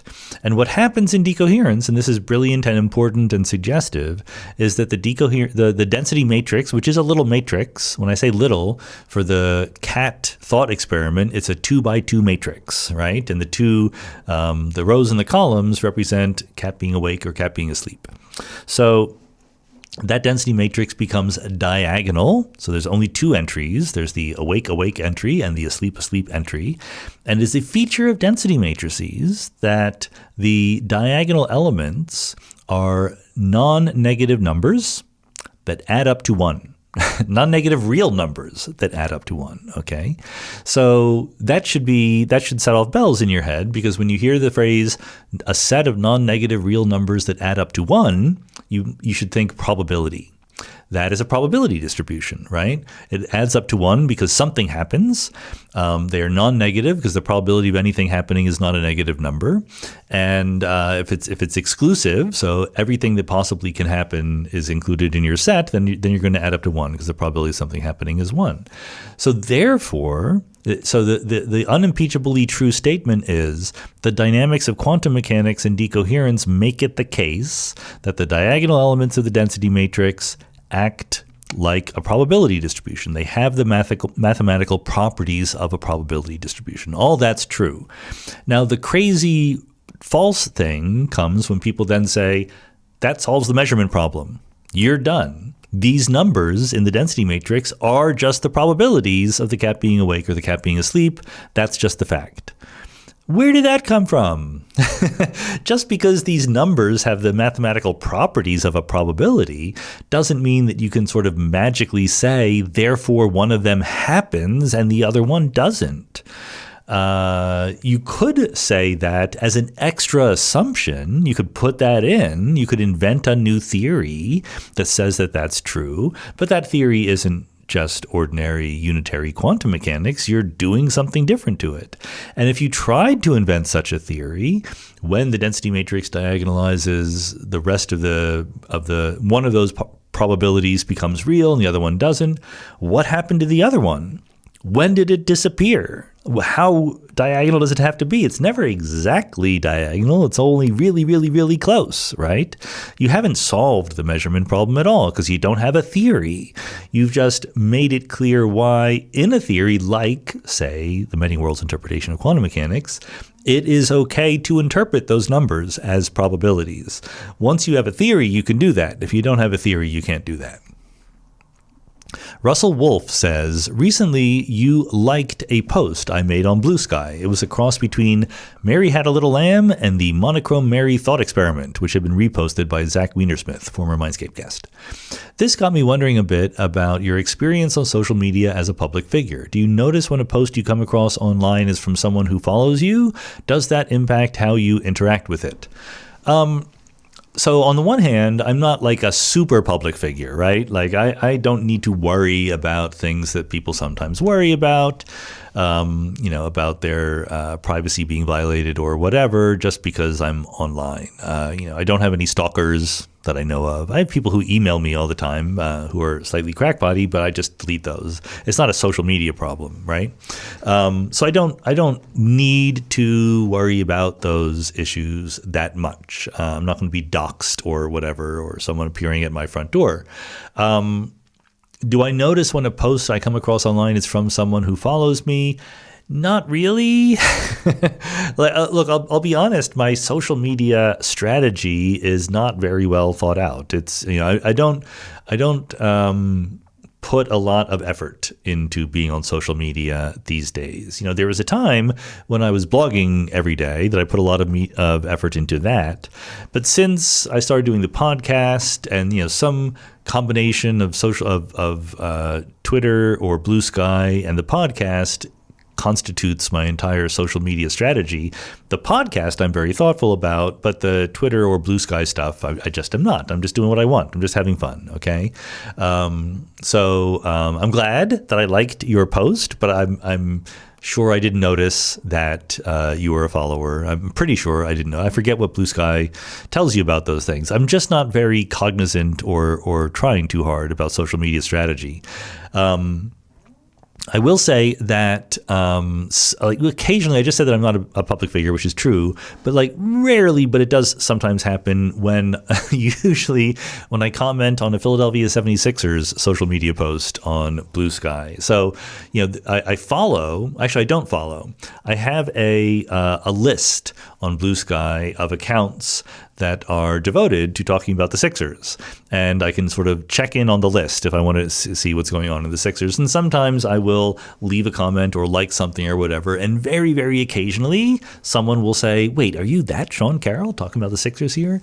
And so that is the closest I come to being recognized out of context on social media. And that's fine. It's fun. And I say, yes, I'm that Sean Carroll. We all care. There's many of us, and we all care about things other than what it is we do for a day job. Edward Crump asks a priority question. Alex Valenkin uses a universe from nothing analogy with a Coke machine where the can spontaneously appears outside, bypassing the vendor chute.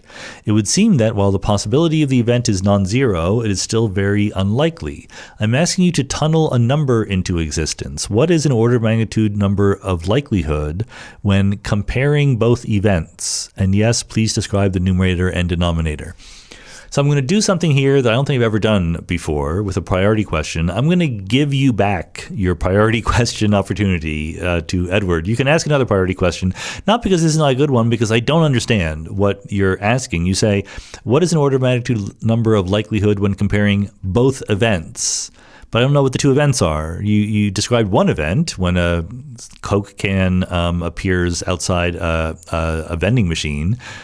What am I supposed to compare that to? What's the other event? Is it the universe from nothing? I don't know. So the universe from nothing is just never. That's a phrase I never use. I don't think it makes sense. Maybe what you are referring to is baby universe creation from a pre-existing universe, which is not from nothing. It's from a pre-existing universe. And I can't give you the numbers in either case there. That would be a calculation that I would have to do. And it wouldn't be very, very enlightening. I think that the answer would be that making a universe is much more likely than making a Coke can, simply because the wonder of inflation is that I can make a very, very, very tiny universe to start, and it can expand arbitrarily large to arbitrarily large sizes. So a Coke can is already macroscopic, and therefore quantum tunneling into it is actually harder than just making a little tiny bit of Planck scale sized universe that can then grow into ours. Josh Charles says, I've had trouble finding a way to word this question. I'm trying to understand the tension between the determinism of the Schrödinger equation and the possibility space that it constrains. I'm imagining a quantum system composed of several parts with a well-defined starting state. If it was possible to run that system forward in time and then reset it back to the starting state and run it forward again, would you make the same observations? That is, overall, the same deterministic outcome would be observed across all branches, but within your observational space, could you see something radically different, like a particle decaying at a different point in time? If I understand the question correctly, yes, the latter thing is correct. At least the many worlds story is that the evolution of the overall quantum state of the universe is 100% deterministic. So if I knew exactly, which I don't, but if I knew exactly the quantum state of the universe now, I could run it backwards using the Schrödinger equation to any earlier point, and that answer is deterministic. It is not going to change from doing it once to doing it another time. But if I can basically do a mini version of this, right? I can take a spin, for example, and I can put it in a plus x state, so it's pointed along the x-axis, and I can measure its spin along the z-axis, and it's a 50-50 chance. And in many worlds, that means that there's a branch in which it went up and a branch in which it went down, and I'm on one or the other. And I can do that again. I can arrange that spin. I can do it again. And what I would find is no relationship between when I did it the first time and the second time. There's a 50-50 chance of spin up or spin down the first time and the second time and the third time or whatever. Of course, it's a different me, right? Like the one who does the second experiment is clearly different than the one who does the first experiment, because the one who does the second experiment remembers the outcome of the first experiment and the other one doesn't. So the first one doesn't. So, it's not really resetting the universe, but if that's what you're getting at, Many Worlds says that the overall state evolves deterministically. The experiences of any one observer in the universe do not evolve deterministically. Okay, Archilochus says, what do you think is the biggest or most common philosophical blind spot in physics today? I don't think that there's one. I don't rank things like that very easily. I think there's a handful of ways in which physicists fall down on the job when it comes to philosophically interesting questions. I mean, the measurement problem of quantum mechanics is just an obvious example. I think the Anthropic principle is another obvious example. I think the arrow of time is another obvious example. There's plenty of physicists. I was just talking to a good friend the other day who's convinced that you can derive rigorously the fact that the second law of thermodynamics is true and entropy has to increase with time without making any time asymmetric assumptions. And that's just not true because people haven't thought about it. These are physics mistakes just as much as they are philosophical mistakes. I mean, a more philosophical blind spot is a love of falsifiability as a solution to the demarcation problem between science and non-science. I think that philosophers know why that doesn't work and physicists don't. Physicists don't have clear understanding of what to do about things that their theories predict that are not directly observable, right? And they could clean that up relatively easily if they thought about the philosophical version of it. But I don't think it's like one big philosophical blind spot. I think it's just a general unease with the idea that we have to sit down and think carefully, like philosophers like to do, rather than just shutting up and calculating, which is the mode in which physicists are most comfortable. Nanu says, if the universe is so old and so big, what's the simplest reason no one has shown up yet? And are we overlooking it because it's too obvious? Presumably, this is the no one showing up yet refers to something like the Fermi paradox and the absence of intelligent aliens. Simplest reason is that life doesn't appear that often. That's it. We have a selection effect. We know that we exist in the aftermath of life appearing. That's old evidence. So that tells us almost nothing except that it is possible for life to exist. It tells us nothing about the probability or the frequency with which life exists. So either it's very, very, very, very, very, very rare that life starts at all, or one of the other steps along the way, right? Maybe it's very rare that there's multicellular life or eukaryotic life or something like that. People don't want to admit that. They don't like to take that conclusion seriously, but it's certainly by far, in a way, the simplest solution to why we haven't been visited or noticed other civilizations. David Maxwell says, Bill Bailey once called himself a relaxed empiricist. If someone he trusts knows more than him and says something is so, it's so. This has obvious dangers, yet you are that person for me. Not because you know everything, but because you are self-reflective, rigorous, and honest, and you're clear about how much you know. In a world where we can't keep up with everything, it seems wise. But is it? Should people approach life this way? And are you special? Or could any intellectually honest, learned person applying Bayesian principles serve this purpose? Well, I certainly don't think anyone should put too much trust or credence in my views in areas outside those that I'm an expert in, right? I mean, my view is that some people know things and have thought about things very, very carefully, and some people haven't. And there's just far too many questions in the world for everyone to be an expert on everything. So we should attune our strength of belief or credences to what most experts think in those areas that we ourselves are not experts in. If you have things like the foundations of quantum mechanics, where the experts don't agree, then by all means, pick your favorite expert and or develop your opinions for yourselves. If you have areas like climate change, where all the experts do agree, then you shouldn't let your personal opinions get in the way. And you should probably say, if you're not an expert, that they're probably right.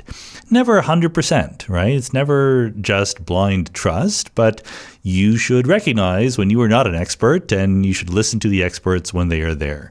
Now, there's a trickier question when you have something where there's not a lot of consensus and there's not even a lot of expertise. Like, there are questions of judgment or how you should behave in the world where no one is really an expert more than others in the sense of knowing a lot more because there's just a lot less established knowledge.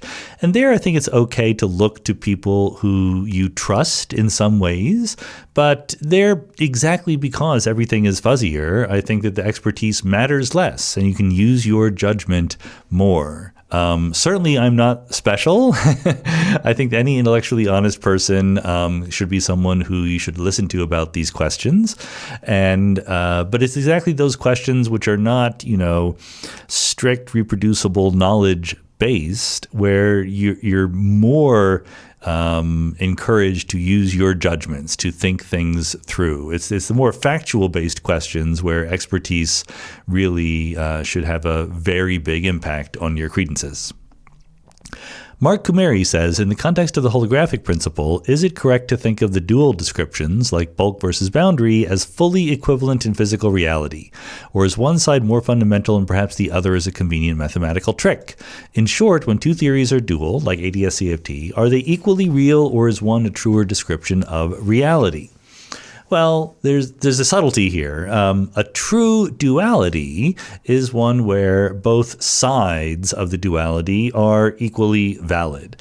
In fact, one way of thinking about duality is, that you can, or maybe you don't know, but there's a thing where we can start with a classical theory and we can quantize it to make a quantum theory.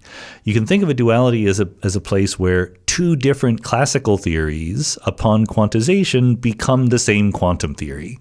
That sounds remarkable, and it is remarkable when it's true, but there are cases where we do understand that it definitely does happen, and that's a real duality. The subtlety is that ADS-CFT is conjectured to be a duality, but the problem is that only one side of it is really well-defined, perfectly well-defined, and that's the conformal field theory side. The ADS-CFT boundary duality posits a duality between gravity in an anti-de Sitter space in d+1 dimensions, and the conformal field theory without gravity in d dimensions.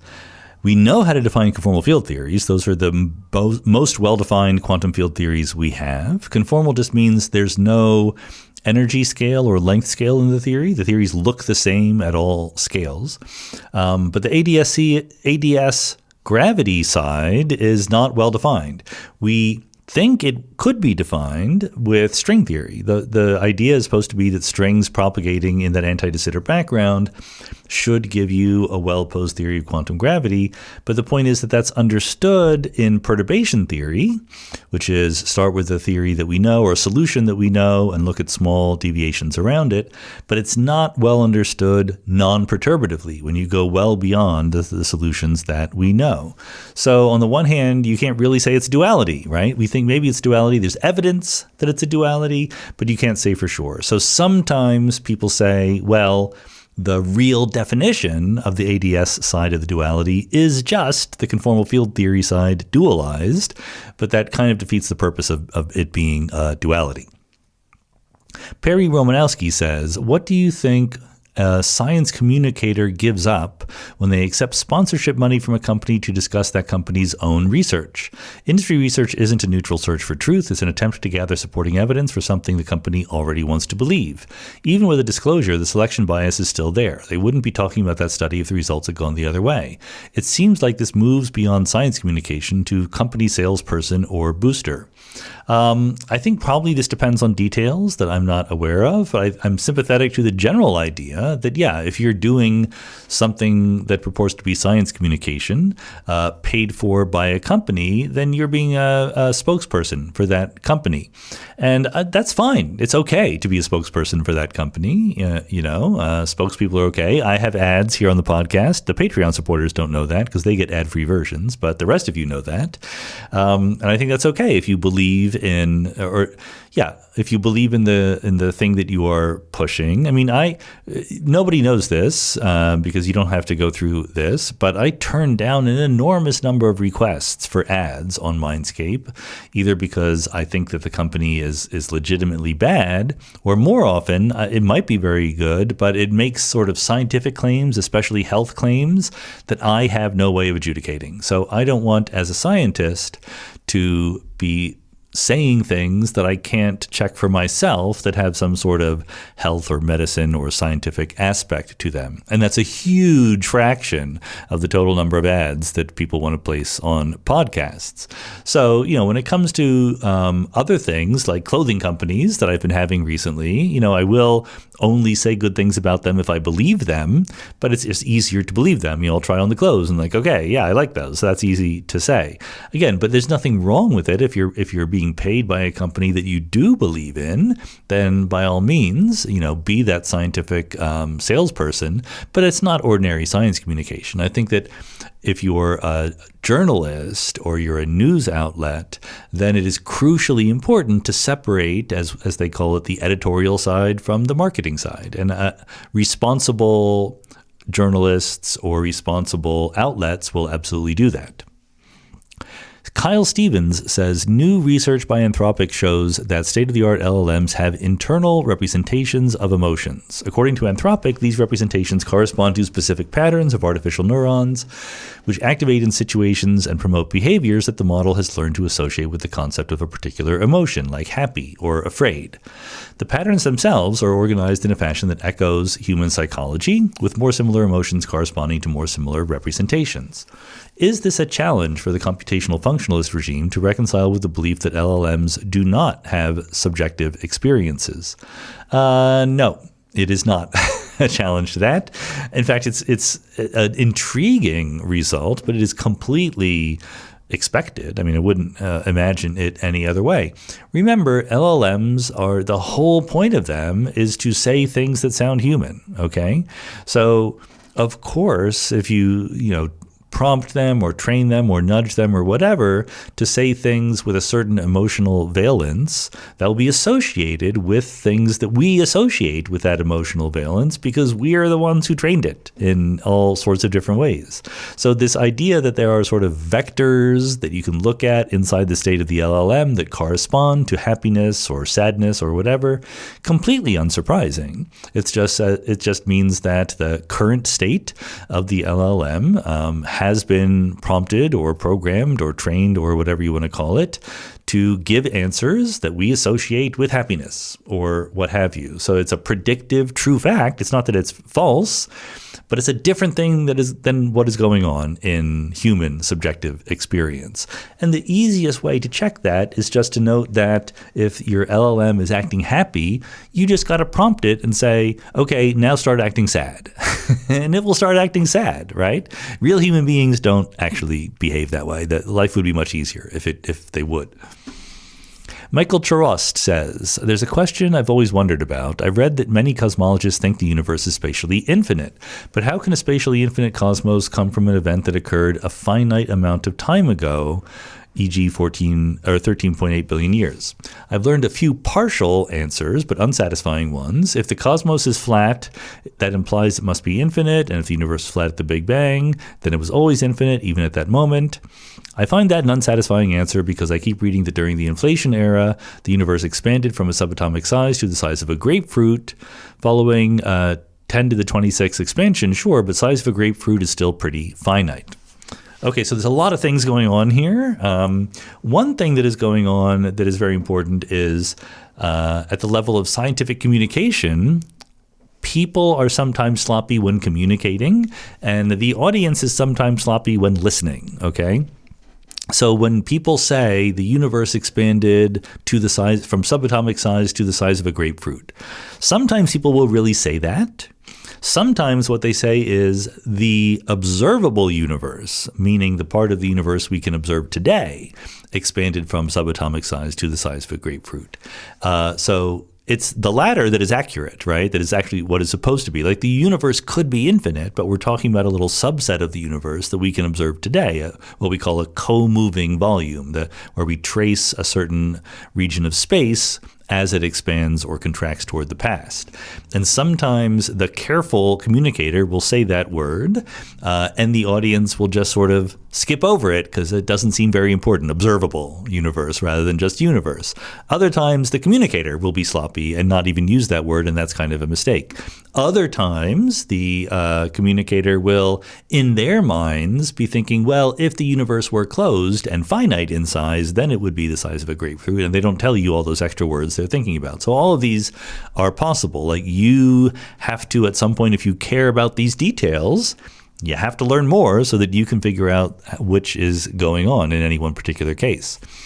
The other set of things to worry about is, what satisfies you is not the criterion for scientific success. So it is simply a fact that in classical general relativity, the beginning of the universe could be represented as infinitely big in space. Whether or not that makes you satisfied is kind of irrelevant. That's what is allowed to happen according to the rules of classical general relativity.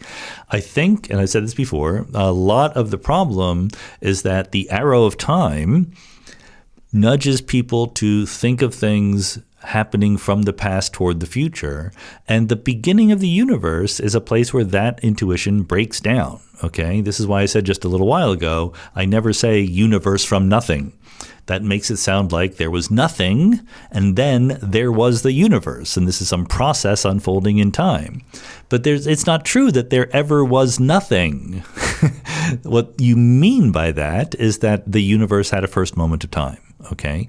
And if you say it that way, the universe had a first moment of time, and at that moment it was infinitely big, it doesn't sound so bad. It's actually, completely plausible. The third thing is that classical general relativity isn't right? And quantum mechanics is right. And we don't know what there is to say about the early universe in quantum gravity because we haven't figured that out yet. So all of these statements always have to be footnoted with, we're talking about classical relativity, and we might not know what exactly we should be talking about. Jennifer Stoneman says, I saw that earthquake waves are used to measure the Earth's interior. That is true. Does this wave use the same math as the quantum wave of the universe? I'm taking pre-calculus and will take calculus. Not sure after that what math class covers waves. Some of the math is the same, sure. So to be careful, the quantum wave of the universe, I'm not exactly sure what you're talking about. You might be talking about the wave function of the universe or the quantum state of the universe expressed as a wave function. And it's a little bit trickier because a wave that goes through the Earth or a light wave that travels through space, these are waves in three-dimensional space. And so sometimes when people talk about waves, they really mean waves in three-dimensional space evolving over time. The wave function of the universe is not like that. It doesn't live in three-dimensional space. It lives in this gigantic Hilbert space that is much, much bigger. However, that aside, if we put that aside for a little bit, the equations that are obeyed by simple to understand subsets of the universe, like the wave function of an electron, obey an equation that is very similar to the equations that govern the propagation of waves in the Earth's interior or govern the propagation of waves through empty space if they're electromagnetic waves and so forth.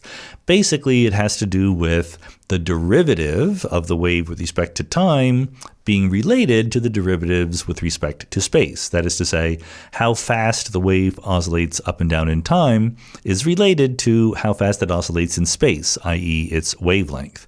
The specific way that these things are related will be different for quantum wave functions, earthquake waves, electromagnetic waves, and so forth, but that's part of the fun. There's slightly different equations in every case.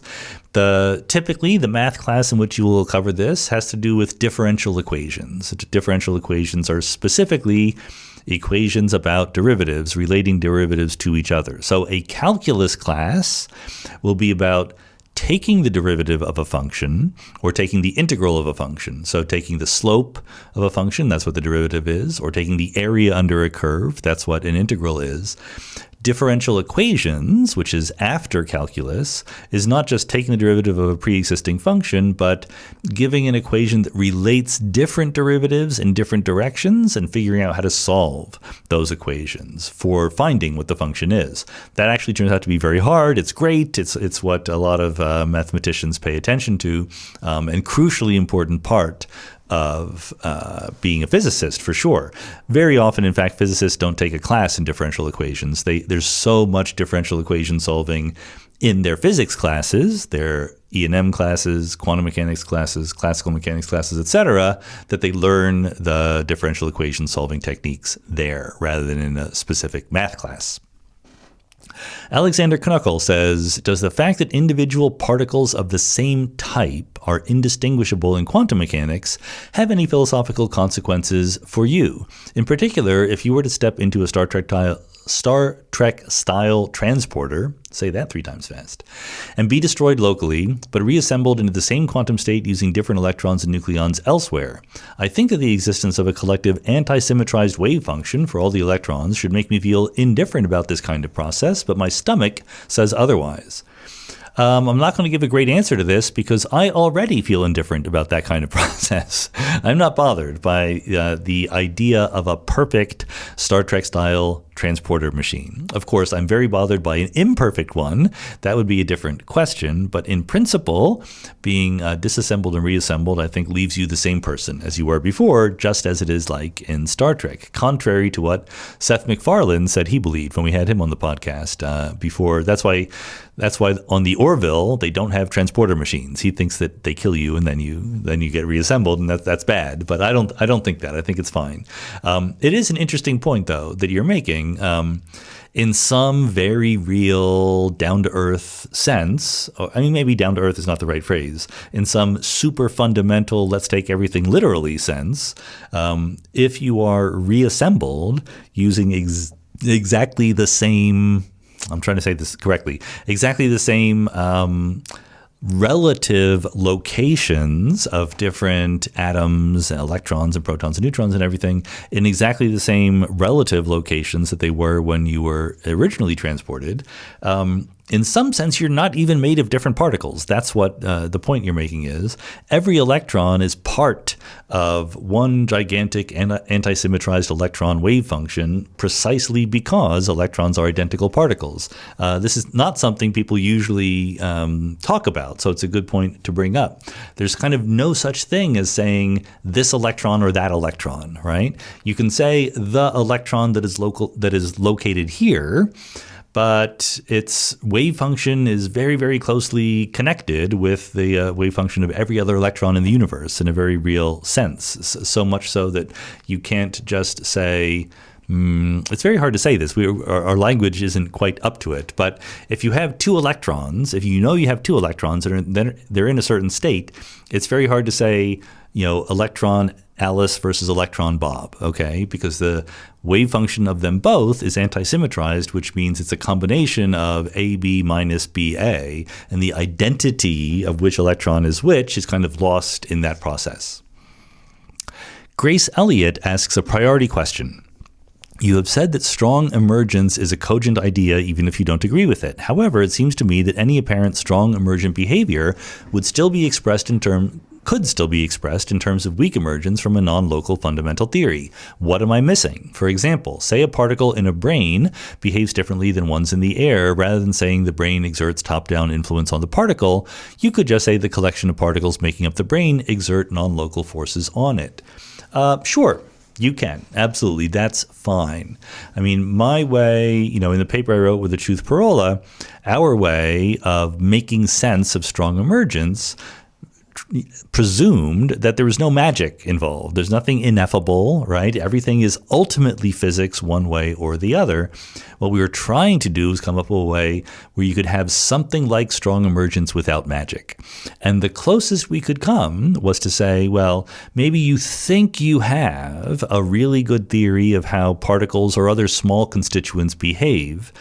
And the reason you think that is you've done experiments with small numbers of particles in small regions of space-time, and you have a theory that predicts everything perfectly as far as you know. And unbeknownst to you, there are new effects that kick in only when you don't have small numbers of particles, when you have large numbers of particles, or maybe even only when you have large numbers of particles arranged in a certain way, so that particles arranged in the form of a brain affect their constituents in ways different than particles arranged in the form of a rock. Now, of course, you're welcome to say, well, there's just a non-local theory, you just didn't know it, you've discovered it now. I have no problem with that whatsoever. All I'm trying to do is to make room for the very conceivable process. I don't think it happens, but there's a conceivable process by which you would think that something that we know of as strong emergence happens starting from a theory that you thought you understood perfectly well. If you knew the theory that was non-local from the start, then maybe you wouldn't have been tempted to call it strong emergence. Preston Justice asks a priority question. I recently lost my brother to suicide. He was 34 years old. Very sorry to hear that, and it must be tough to write about, so let's think about what the question says here. Although I'm careful not to over-intellectualize the grieving process, I've been able to achieve some resolve through careful thinking about the events that led to my brother's choice. My question that derives from those reflections is presented here for the purpose of rational speculation. If I acknowledge that there's a precise probability that an alternative past action could have resulted in a better outcome, is it rational to assign some accountability to myself? In my experience, therapists will frequently guide one to not take accountability for events that are beyond our absolute control. But if we think of control of outcomes as coming in degrees, can we not instead focus our efforts on how well we respond to accepting that partial accountability rather than denying it? I think I'm going to say two things that are sort of pointing in opposite directions here, and I congratulate you on doing your best to think, rationally through these things, because that's not always easy to do, and we should strive to try to do it. On the one hand, I'm completely on board with the idea that there are degrees of accountability. It's not that, this is your fault or this is not your fault. It's that there's many, many causal influences that go into something happening, whether it's as dramatic as somebody committing suicide or as, or something non-dramatic, whatever your example might be. So it would be wrong to just pick out one thing in the universe and say that's the reason why. Usually, there's many reasons that go into things.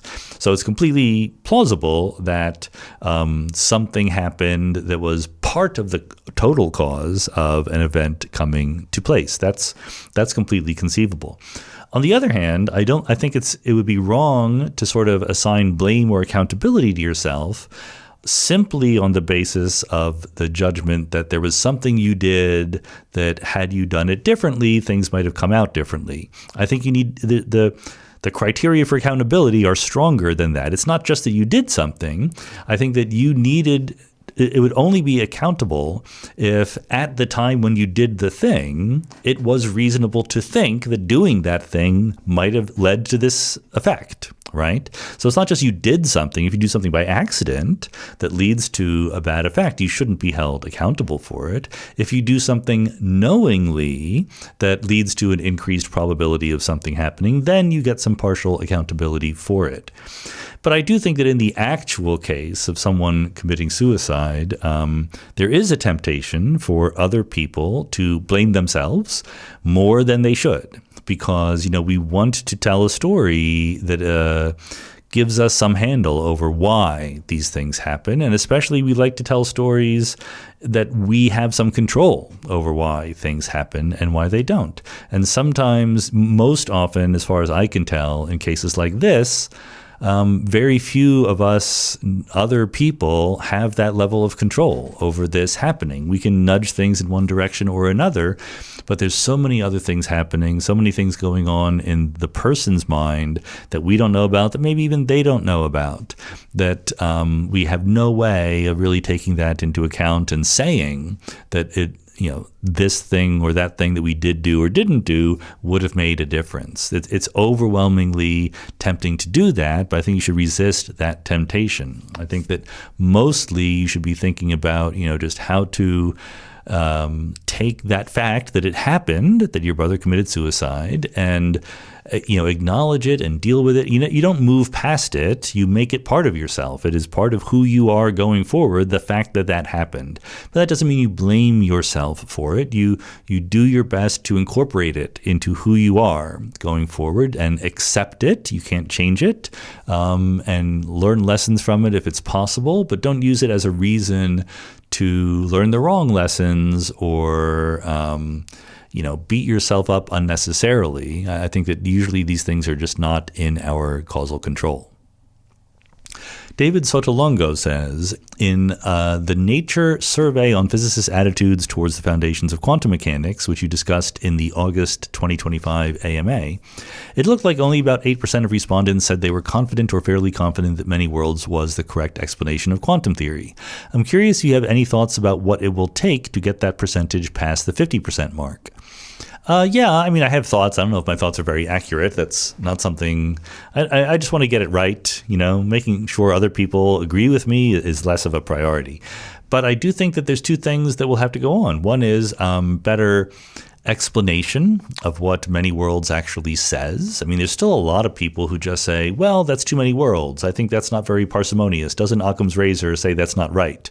Which is completely off base, but that's our fault for not explaining what many worlds actually says. And the other thing is we need to get results. We need to show that thinking in this way leads to better answers to interesting questions that physicists think are good questions. I've said it many times, physicists are a show me the money kind of field, right? Like if they can ignore the foundations of quantum mechanics and get on fine with their lives, they will do so. Maybe they're missing the chance to make some progress on important questions because they do that. But if so, the way to prove that is to make progress on these important questions, not just the demand that maybe they're missing the chance. We actually have to make it. I'm optimistic that we're going to make it, and then people will go, yeah, I guess thinking about things in this way actually is useful. I will start doing so. Dylan Samuel says, I'm currently a PhD student in applied mathematics, and I did my bachelor's in physics, and now I work on problems in fluid dynamics. It's been a pretty cool gig so far, and I've also been surprised at how many concepts from fundamental physics carry over to this topic. However, it makes me a little sad that fluid dynamics is not really considered part of the core physics curriculum, or really considered a research topic in physics. Usually, fluid dynamicists are found in mechanical engineering or applied mathematics departments. As an authority figure in physics, I'm really not an authority figure in physics, but it's sweet that you might think that. What do you think it would take to get fluid dynamics to be considered under the umbrella of fluid dynamics once more? Oh yeah, that's right. When I read this question, I realized I think there's probably a typo here. You wrote, what would it take to get fluid dynamics to be considered under the umbrella of fluid dynamics once more? I presume you mean under the umbrella of physics or the physics curriculum or physics departments or something like that. Or I guess more generally, how can the space of legitimate research topics in physics change? Well, I gotta say, I'm not that worried about this particular question. I agree that fluid mechanics is super interesting and a lot of interesting stuff goes on. Some of it happens in physics departments, but I think you're right. It's not the majority. It's more likely to be in engineering or applied math. But the point is, it is there in engineering and applied math. I think that's fine. If those people really are interested in the topic more than physicists are, I don't see any real harm in that. A lot of these decisions about what topics happen under what departments, I find are a little arbitrary. And I think that, especially at boundary interdisciplinary things like biophysics questions, it's completely okay as long as the research gets done somewhere. Research in quantum computing sometimes happens in computer science departments, sometimes in physics departments. Sometimes computer science departments are in the School of Arts and Sciences or next to the math department. Other times they're in the engineering school, right? It kind of doesn't matter to me. I do realize that in different universities, it might matter for cultural reasons, right? Or reasons, how much respect you get or whatever. But I don't think that that's the most important thing. So unless you're asking how can the space of legitimate research topics in physics change? Probably that comes down to how research in fluid mechanics, fluid dynamics impacts other areas of physics. There is plasma physics. It's, again, not a big area. It's often engineering once again. But there's astrophysics, there's condensed matter physics. Does it matter for the people who are employed in physics departments what's going on in fluid dynamics? I think that's the question. And when the answer turns out to be yes, then physicists are going to say, maybe we should start hiring people who do fluid dynamics. J. Henry Jacobs J. Henry Jacobs says, in regards to hedonistic utilitarianism, you recently had a conversation with Peter Singer where you raised concerns about utilitarianism assuming an objective function where addition makes sense. Could we drop the addition assumption by using medians instead of means, i.e. do what raises the median welfare? With medians, you just need the objective function to take values in an ordered set. Moreover, medians are robust to utilitarian monsters. Is this a line of inquiry that sounds familiar? I don't think it sounds familiar, but I also don't think it's a very good workable idea. The idea of taking the mean utility over a group of people is equivalent to taking the total utility over all of them, right? Because you just multiply by the number of people and the mean equals the total. The median doesn't have that property. And so, yes, the median utility might be insensitive to utility monsters. This is the idea of some imaginary creature that is just so good at feeling pleasure and being happy that it is completely unimportant making other people happy. All that matters is to make the utility monster happy, right? And that's supposed to be an argument that utilitarianism isn't really on the right track. So yes, taking the median would get rid of that problem, but it gives you the other problem. It means that the worst off people can be tortured and made as unhappy as you want, and the median wouldn't care, right? And I think this is, again, kind of why I'm not a utilitarian. I think that the difference between utilitarians and other approaches to ethics is this idea that rather than giving individuals some floor of dignity and happiness, it's the mean or the average or the median or whatever you want to do that matters. And therefore, there's always, for any legitimately utilitarian perspective, there will always be times when we make some people unhappy and other people even happier. Of course, the world is full of times when we make some people unhappy and other people happier, but there's no bottom to it in utilitarianism, right? If you start saying, well, I have a bottom in my version of utilitarianism, then I think you're just not being utilitarian anymore, and good for you. I don't think you really should be. So I think that there needs to be something that says we can't treat individuals arbitrarily badly just to raise some overall standard. And I think that belief makes one not a utilitarian. Jonathan Sirocco. I'm sorry, Jonathan. In my notes here, there's no J in front of your name. So either I miscopied them or you're actually Onathan Sirocco. I'm not sure. Anyway, the question is, given your diehard fandom of the 76ers, how do you feel about other Philadelphia sports teams? The Flyers won championships in your youth. Did you follow them much, or was basketball the only sport for you? Basketball was always my favorite, but of course, as a kid, I followed all of the Philadelphia teams. All of them won championships in my youth. Actually, the Eagles didn't. The Eagles were good. They got to the Super Bowl with Dick Vermeil coaching them, Ron Jaworski, Bill Bergey, etc., William Montgomery. William Montgomery, was that his name? The running back. I'm getting old. What can I tell you? I don't think it was William Montgomery. I think that I'm misremembering the name. But anyway, it was a good team. They got to the Super Bowl. They were a bit outclassed. They lost to the, at that time, Oakland Raiders. I think John Madden was the coach at the time. Anyway, the Eagles were the only ones that didn't win the championship. Sixers won the championship. Phillies won the World Series. Flyers won Stanley Cups in the 70s when I was younger. And so I was spoiled. All of my teams did very well. I was also a fan of Penn State football. They were also winning championships in the early 80s. I started following Villanova basketball when I went to Villanova, rather. They won the championship the first time I was there. So totally spoiled overall. But I just enjoy basketball as a sport more. Baseball, I like going to the games. You know, it's fun experience to be outdoors, have the hot dog and whatever, but the game itself I find incredibly tedious.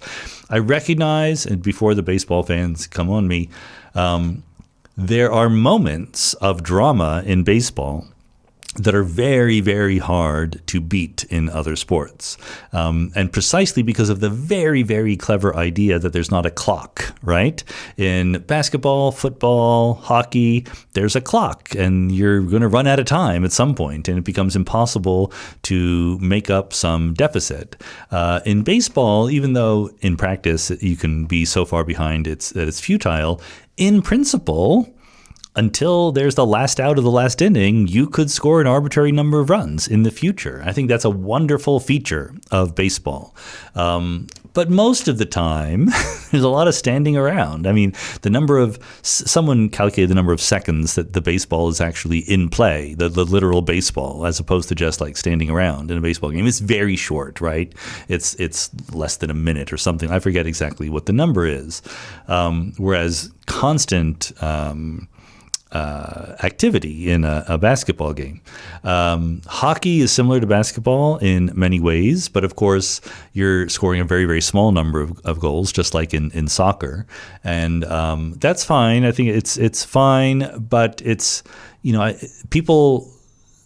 for some people, the fact that basketball, there's so much scoring, you're scoring at 50% of the time, right, is a bug, not a feature, is a bad sign.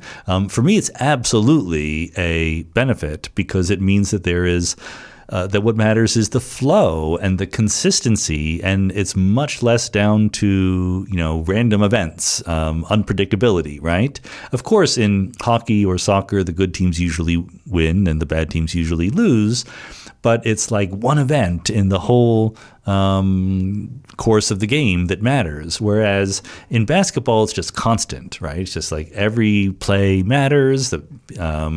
There can be momentum shifts. Like literally last night, as I am recording this, we had one of the historically weirdest basketball games of all time between the Detroit Pistons and the Orlando Magic. Detroit was the top seed in the Eastern Conference this year. Orlando was not very good. The Sixers demolished them in the playoff game just before the playoffs, but Orlando has a 3-2 lead in the playoffs in a best-of-7 series. So this was very strange. And Orlando came out and was really crushing Detroit in the first half of the game. And so Detroit was, ready to go home as far as many people were concerned, and people were making jokes about them not even trying, etc. And then in the second half of the game, it was a complete turnaround. Orlando scored 60 points in the first half, 19 points in the second half, and they ended up losing by a huge amount. Detroit had it had to be one of the numerically largest comebacks ever in the history of basketball or in the history of sports or whatever.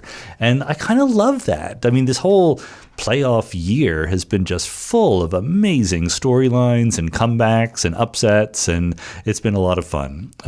So football I like for different reasons. Like it's just because it's like slow and thoughtful, and there are plays that are very intricate. There's this intellectual aspect to it that is pleasing, but man, it is very violent. I don't care about the violence in terms of watching the sport, but it wreaks havoc on people's bodies, and that bothers me.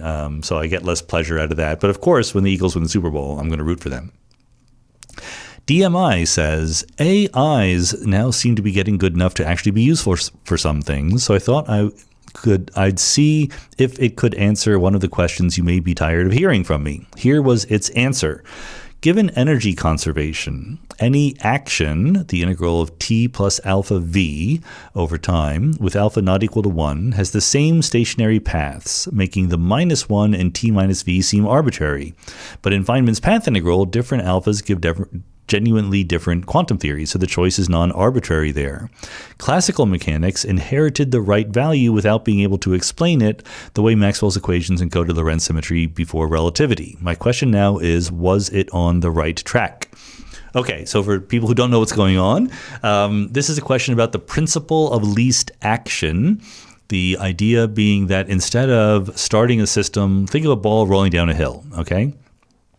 Usually, the way that we calculate the trajectory of the ball rolling down the hill is you tell me the position and the velocity of the ball to start, and I use some version of the laws of physics, F equals ma, to predict how the ball will move subsequently.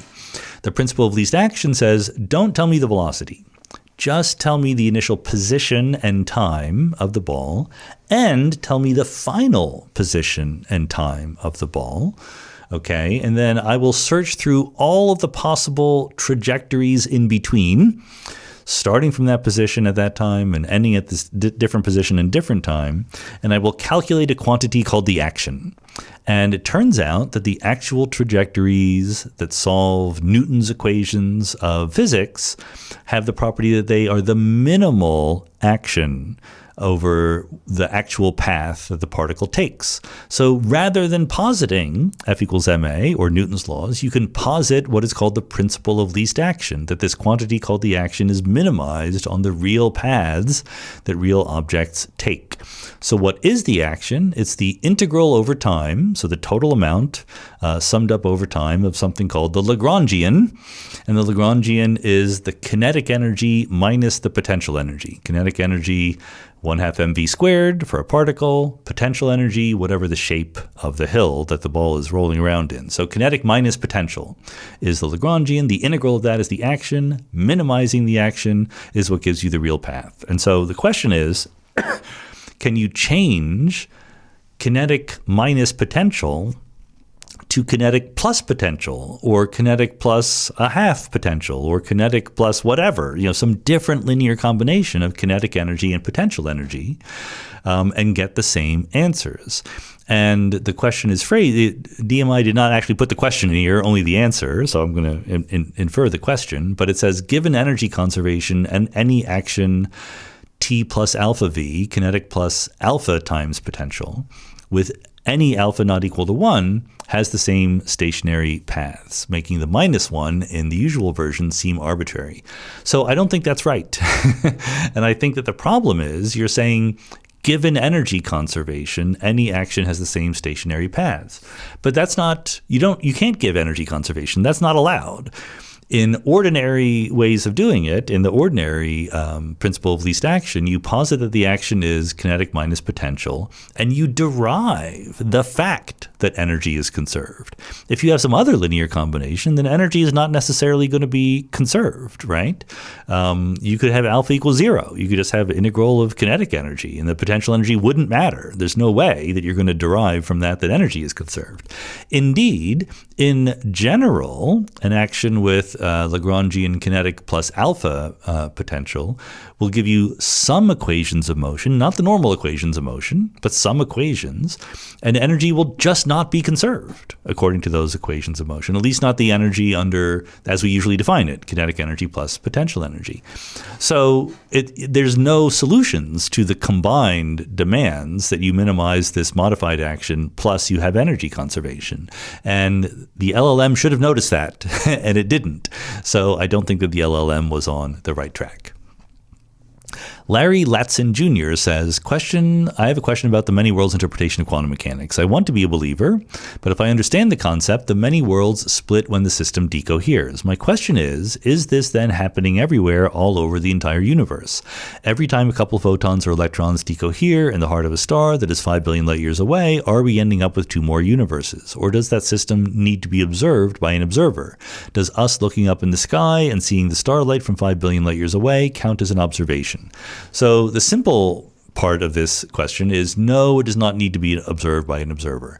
One of the beauties of the many worlds interpretation of quantum mechanics is observers or measurements or whatever have no special status whatsoever. It's just equations, it's just systems obeying the laws of physics. That's all that ever happens. As far as the system decohering and branching the wave function, again, the simple answer, the most naive, straightforward answer is, yeah, that happens all the time, everywhere in the universe. You don't notice it. Why would you notice it? You don't care, and it doesn't bother you, and there's no problem with that whatsoever. The slightly more sophisticated thing to say is, look, remember, the many worlds interpretation of quantum mechanics is not about worlds. That's not the point of the interpretation. The point is that there is a quantum state, and that quantum state always obeys the Schrödinger equation. Forever and ever, it never does anything else. And that's it. That's the whole thing. Any talk of worlds and decoherence and blah, blah, blah is our human way of coarse-graining and simplifying and get a handle on what is happening, just like we coarse-grain and simplify to talk about temperature and density and pressure in a fluid, okay? So there is no one right way to divide the wave function of the universe up into worlds. There are better ways and worse ways, depending on one's purposes in the moment, but different people can do it differently, and it's okay. So if you personally wanted to say, I'm going to define the worlds that are relevant to my observations as only branching when I notice something, you're allowed to do that. It's okay. No one stops you. As long as you do it in such a way that you obey the rules, that you have a principled, objective way of defining what a branch is with respect to whatever the quantum state of the universe is doing, that's okay. So people argue. People say, like, does the branching happen simultaneously in some reference frame, or does it happen locally only in the future light cone of the event? My answer is, who cares? It doesn't matter. It's just commentary on what is actually happening, which is the quantum state of the universe is obeying the Schrödinger equation. Roland Weber says, more an observation than a question. I just noticed that for the first time that the podcasts are sorted into categories on your webpage, but the latest in the solo category is about the crisis in physics. I'm pretty sure you recorded more solo episodes since then, one about immortality, one about AI, another about emergence. Have you given up on categorizing the podcast, or is there a technical glitch? Glad you're pointing out this, Roland. It's not a technical glitch. This is probable user error when the user is not you, but me, rather. So for those of you who don't know, at preposterousuniverse.com/podcast, you can find all the podcasts. It's actually the easiest way to listen to them in many cases. And there are categories, or rather there are tags put on each of the episodes. Physics, economics, whatever. And the fact is, one of the tags is solo for the solo podcasts, and I just forgot that there was such a tag. So for my last several solo podcasts, I have not tagged them under the solo category. I have now gone back and tagged them. So if you check now, they're all there. Thank you for letting me know that I've been forgetting to do that. Mark W. says, I often hear that we need a bigger particle collider to probe into deeper and smaller realms. Why is this? Don't we already whip particles around the circular colliders many times until it reaches the necessary speed? Why can't we keep going around and around the collider many more times until we get to even higher speeds, until the particles are fast enough to probe string theory or whatever in our current circular colliders? So I am not an expert on the experimental or instrumental engineering side of particle accelerators, but I can give you the basic answer here. It's interesting, you might think that in that big ring that you have at the Large Hadron Collider or whatever, the particles are just constantly being accelerated to faster and faster speeds. That is not what is going on. There's a couple of points, some number, a handful, not just a couple, but there are specific points where the particles are accelerated. Most of the ring does not accelerate the particles. It just turns them around in the circle. This is the kind of interesting thing, and why something like the Large Hadron Collider is an absolute technological marvel. It's just keeping a bunch of particles together and collimated into a very thin beam that is the real challenge here, okay? If you think about it, at the LHC, Large Hadron Collider, there are protons moving around the ring in two different directions, but that's not a problem. Protons, if you have nothing but protons, you have a bunch of particles that are all positively charged. That is to say, they're all trying to repel each other and spread apart. So we need these super high intensity magnetic fields to keep them together. But that's not really enough. We need to actively nudge them and collimate them into a very tight, thin beam, because you want to maximize the probability that when the two beams intersect at the detectors, they will actually collide and make an event. So you want a very, very dense collection of protons. So all the real challenge is keeping the protons together in a very, very thin beam, and they get bunched up because of the way the acceleration works. So that's fine. The bunching is fine. So there's a sort of maximum amount of energy that you can have in the protons moving around the ring and keep them all in a tight beam. And that gives you a limit on how much energy you can have in the accelerator. The other thing, of course, is that everything needs to be timed very carefully. This is another aspect of the technological challenge. These particles are moving very fast, right? 99.999999% of the speed of light, or some number of nines. It doesn't really matter. So when they pass by and you are accelerating them, you better accelerate them at exactly the right moment. But if you tried to do that at arbitrarily higher energies in a very small ring, basically everything would just splinter apart very quickly. It's not that you don't have the energy to accelerate them. The energy in a single proton moving at these speeds is not very much. Like the Planck mass is not very much by macroscopic energies. The Planck mass is about 10 to the minus 5 grams. Okay, it's not hard to make that much energy. The point is to put it into a single particle, to put it into individual particles with many such particles, and then keep them tightly collimated as they zoom around the beam. Now, it might be, by the way, that future technology is able to do this without building a giant circular particle accelerator. That's absolutely possible. These estimates of, solar system-sized accelerators, etc., are thought experiments just to convince you that with current technology, that would be very hard. But who knows about future technologies? Richard Kneinenborg says, is the NAND gate, the NAND gate, being functionally complete, relevant in John Wheeler's it from bit concept? So I'm answering this question. I'm not going to give you an answer that will satisfy you, I think, but just to elaborate a little bit on John Wheeler's it from bit concept, because people are getting it wrong, not just Richard, but professional physicists. So John Wheeler, famous physicist, he was famous for doing physics, but and coining terms like black hole and wormhole and things like that. I think that the single thing that John Wheeler was best at was advising graduate students. Richard Feynman was one of his students. Hugh Everett was one of his students. Kip Thorne was one of his students. Jacob Bekenstein was one of his students. Robert Garrosh was one of his students. He really did pretty well with the graduate students. And he wrote a paper. He was a brilliant guy. I'd seen him give talks. He's passed away now, but he was wonderful with words. As you might expect from the fact that he's the one who coined terms like black hole and wormhole. Space-time foam was another idea that he had. And he wrote a paper, and he coined the phrase it from bit. And it's one of those phrases that as soon as you hear it, you like it. Like, that's cute. And, maybe a little bit of gloss on what it means. It represents, matter, reality, whatever. Bit represents information.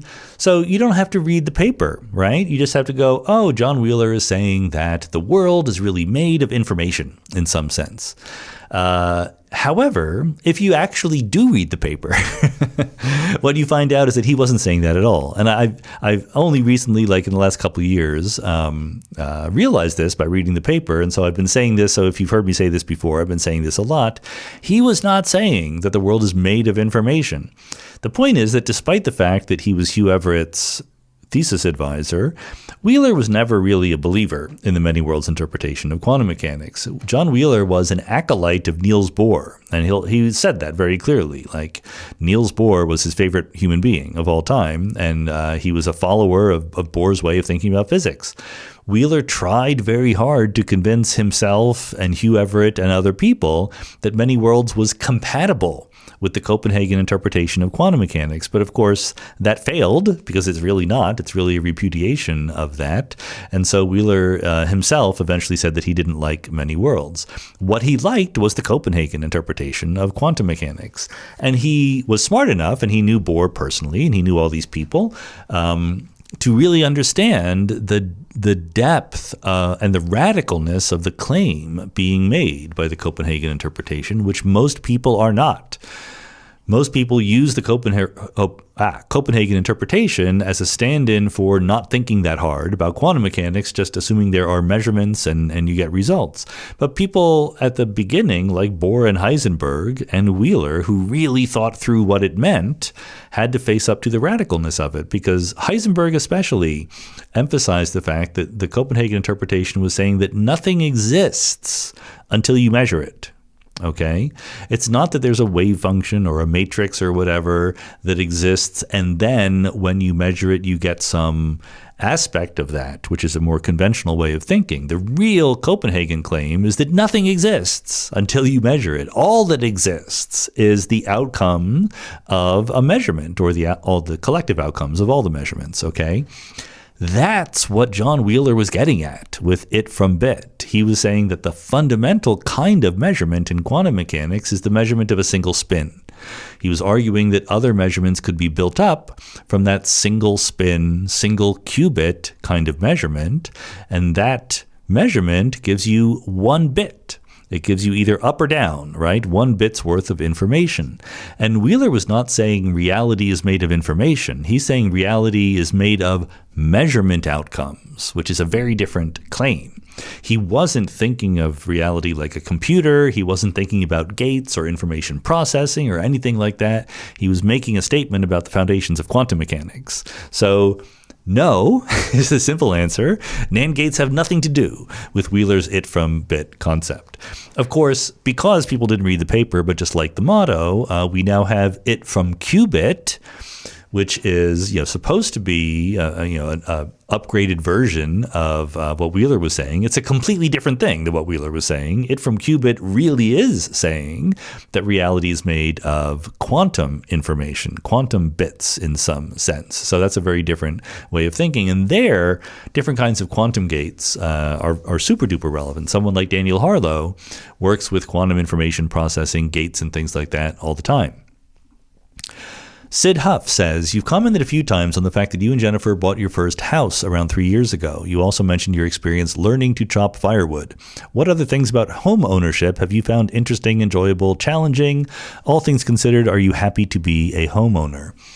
So it's not quite that I learned to chop firewood. I grew up chopping firewood. I lived in a house in the suburbs, a tiny little house. From, I don't know, approximately 8th grade, 12th grade anyway, we lived in a suburban house, and we had a wood stove and a fireplace, and I chopped a lot of wood and burned a lot of wood in the fireplace. But then I haven't done it since then, so I've taken it up once again, and there is a certain pleasure one gets out of the manual labor that leads to something important and enjoyable around the fireplace. But to answer the question, super happy to be a homeowner, mostly because, we owned our condo before, right? But that's a different thing. You're in a condo association. You have to share. You get people to do a lot of the work. When you're a homeowner, you're responsible for it, an individual homeowner.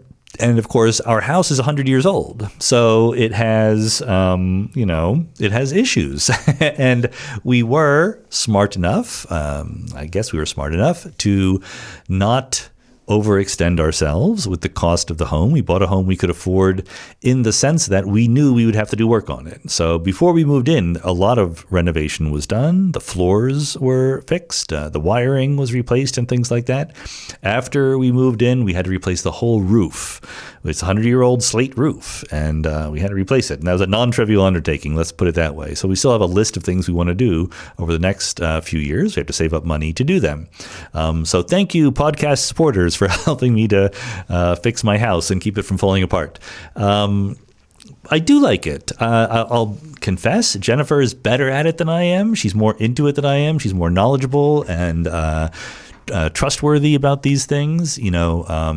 Her family was into it. Her brother and her father both spent time renovating or even constructing, in the case of her brother, houses. So she's familiar with a lot of what goes on, and she knows the difference between wainscoting and other things that I just don't know what the words mean. I just nod along and say, yes, that sounds good. So a lot of the actual work is being done by her. I have my little parts that I take care of, like every light bulb that needs to be changed is mine. But when it comes to big things like, the landscaping or whatever, I defer to her judgment, and she enjoys it. So it's good.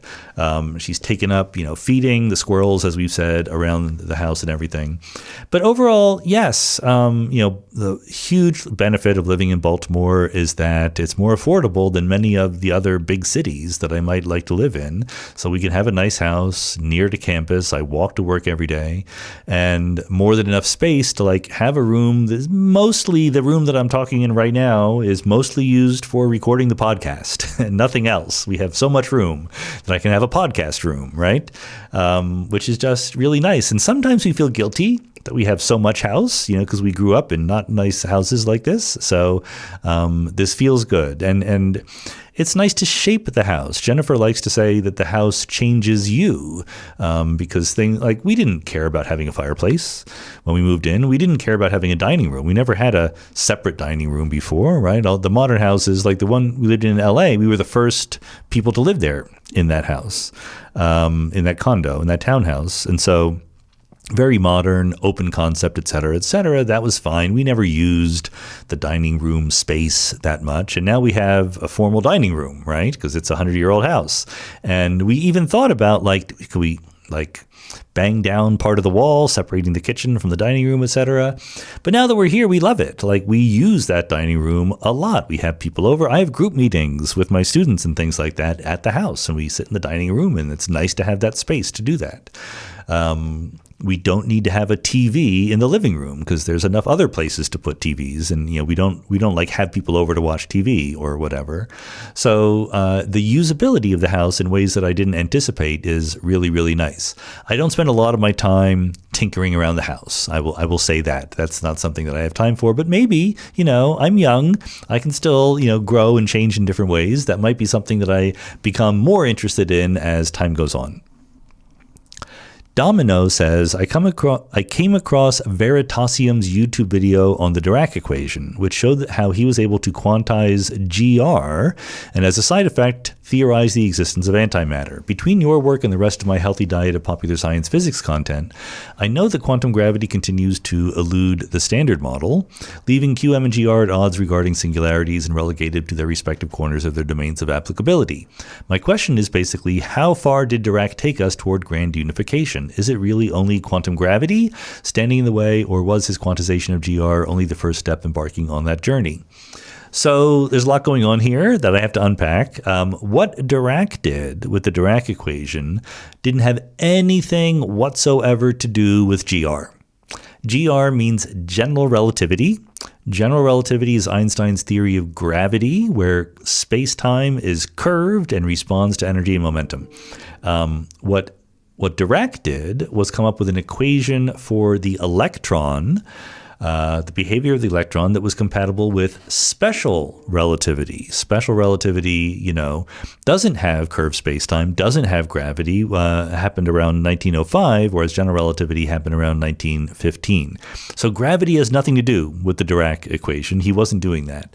And he wasn't even the first to reconcile, if you want, special relativity with quantum mechanics or quantum field theory, because we already had Maxwell's equations, which were a classical theory of electromagnetism, and people looked at the quantum theory of electromagnetism before they had Dirac's theory of the electron. So, but what he did was make the electron have an equation that was compatible with the rules of special relativity. The electron is special because it's a fermion, it has spin, etc. That was the real breakthrough. Now, there is a subtlety that is a historical fact, that trips people up. The Schrödinger equation, as written down by Erwin Schrödinger in 1926 or 25, he wrote it down, published in 26. There's sort of two versions of that equation. There's the literal version that Schrödinger wrote down, which is non-relativistic. So it applies to electrons in atoms as long as they're outside the regime of relativity. It works very, very well. But it's very, very simple to generalize the Schrödinger equation to a much more general, powerful form, which is completely compatible with relativity if the Hamiltonian, the thing that drives the Schrödinger equation, is relativistically invariant. That's just what you would do in modern quantum field theory, for example. You have a Hamiltonian, you have a state, it obeys the Schrödinger equation with that relativistic Hamiltonian. But they weren't clear about that back in the 1920s, right? So they were still working things out. So it was thought that maybe, rather than just coming up with a relativistic Hamiltonian, you should change the Schrödinger equation to something that would be the equivalent of the Schrödinger equation for but that was relativistically invariant and would reduce to the Schrödinger equation in the non-relativistic regime. If you know a little bit about the Schrödinger equation, you know that there's the wave function is in there, and there's a first derivative with respect to time and a second derivative with respect to space.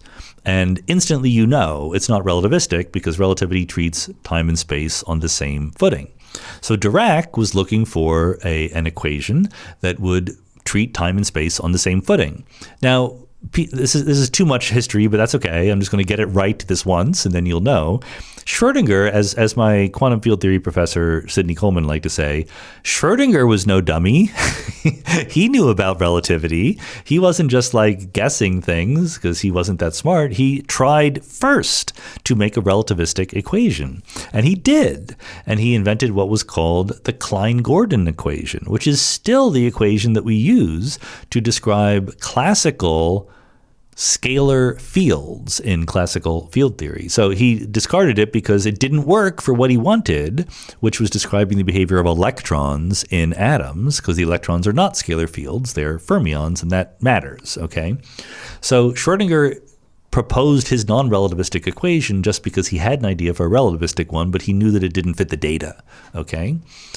Dirac tries to come up with a generalization of the Schrödinger equation that would be relativistic and would still describe the electron. And that's what he thought he did when he invented the Dirac equation. But he didn't. And this is where people get confused, because what the scientists do when they first invent things is not necessarily how we correctly interpret them later.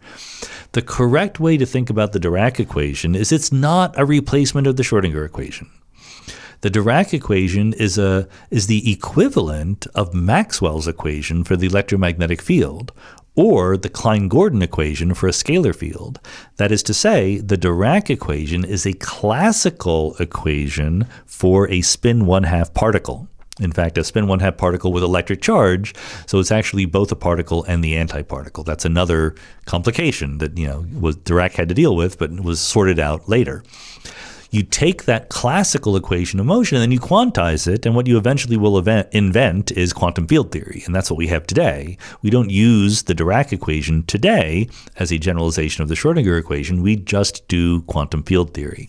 So anyway, the Schrödinger equation works even for special relativity. The Dirac equation is a wonderful classical equation of motion, which can then be quantized to give you the quantum behavior of the electron. And none of it has anything to do with gravity, as far as we know. Robbo says, The Self and How to Know It with J. Eric Oliver was a great episode. Considering the self as a group of processes, somehow for me this makes some of the challenges to and techniques for optimizing life's experience a bit more tractable. You made a comment in the Reflections post about the inadequate amount of time to explore the topics that were touched on. I'm wondering whether this factor should not overrule your policy of not having repeat guests. I should emphasize that differently. Should not overrule your policy of not having repeat guests. I'd encourage you to loosen that restriction a bit when a conversation reveals content that could be interesting for another 1 or 2 podcasts. If that's a bridge too far, then as an alternative suggestion, you might invite an acolyte of the first guest to dive into more details. So, I get it. I hear it. People have said things like this before. I'm glad you liked that podcast. There are many podcast guests, probably most, who have more than 1 hour's worth of stuff to say and would be a useful person to talk to again, or in a longer conversation, or with a related person, or whatever. Here's the thing. It's much more work for me to never have repeat guests, right? It's much easier to have guests who I have had before. I know the basic picture of what they're talking about. We can, have more conversation about it. It's just easier for me. But what it means is that the number of guests, the number of separate, distinct guests I would have would be much smaller, right? Many, many podcasts, if you go out there, if they have the same sort of cadence that we do, 1 a week, and they fall back on regularly appearing guests, that's great. You get a certain familiarity, it's comfortable, you know what's coming, but it's not as novel. You're hearing the same guests over and over again. A big part of my motivation for doing Mindscape is I want to talk to people and learn things from them that I don't know. And so by imposing on myself the constraint that no guest appears multiple times, I am forced out of my comfort zone. The thing is that Eric Oliver, who I thought was great on the podcast, but I never would have chosen him. If, I didn't need podcast guests I thought would be good. If I could just rely on the old regulars and go back to them again and again, the variety and diversity of guests would be smaller. And I mean, maybe I would have had Eric on or not, but that kind of person, I knew nothing about him before I had him on the podcast. I didn't know about his work or whatever. So, I had to think about, would he make a good podcast? A lot of people invite themselves on the podcast. A lot of PR people invite their clients on my podcast. And I usually say no, right? Because there's more invitations than there are slots. So I'm not in any sense short of podcast guests, but the diversity would be much reduced if I had repeat guests, because I'm not going to increase the pace at which I do the podcasts for sure. So that's the trade-off. And I choose to play tennis with the net, as Robert Frost once said. He was asked why he doesn't write free verse, and he liked the structure and of the poetry that he wrote, and he compared it to writing free verse would be playing tennis without a net. The point is, you can play tennis without a net, but you're choosing to challenge yourself by putting the net there, and that actually makes the activity more enjoyable. In some sense, that's what it's like for me, having to do a different guest every single week. And so I like that. Some people are going to like it or not. I mean, it's also completely possible that years in the future, I'll just get lazy and just have my favorite people on again and again. Colin Johnson says, what is the most advanced possible sci-fi tech you can imagine becoming a reality in the next 20 years? I'm the worst person to ask this question to. I don't either have a very great grasp on what the technologies are that are coming, nor am I any good, or do I ever deceive myself into thinking I'm any good at making predictions about timescales for things happening. That's just not. I don't think anyone is any good at it, but I know that I'm no good at it, so that gives me a little bit of a benefit. I think that the obvious thing, there's lots of obvious things. AI is already here in some sense.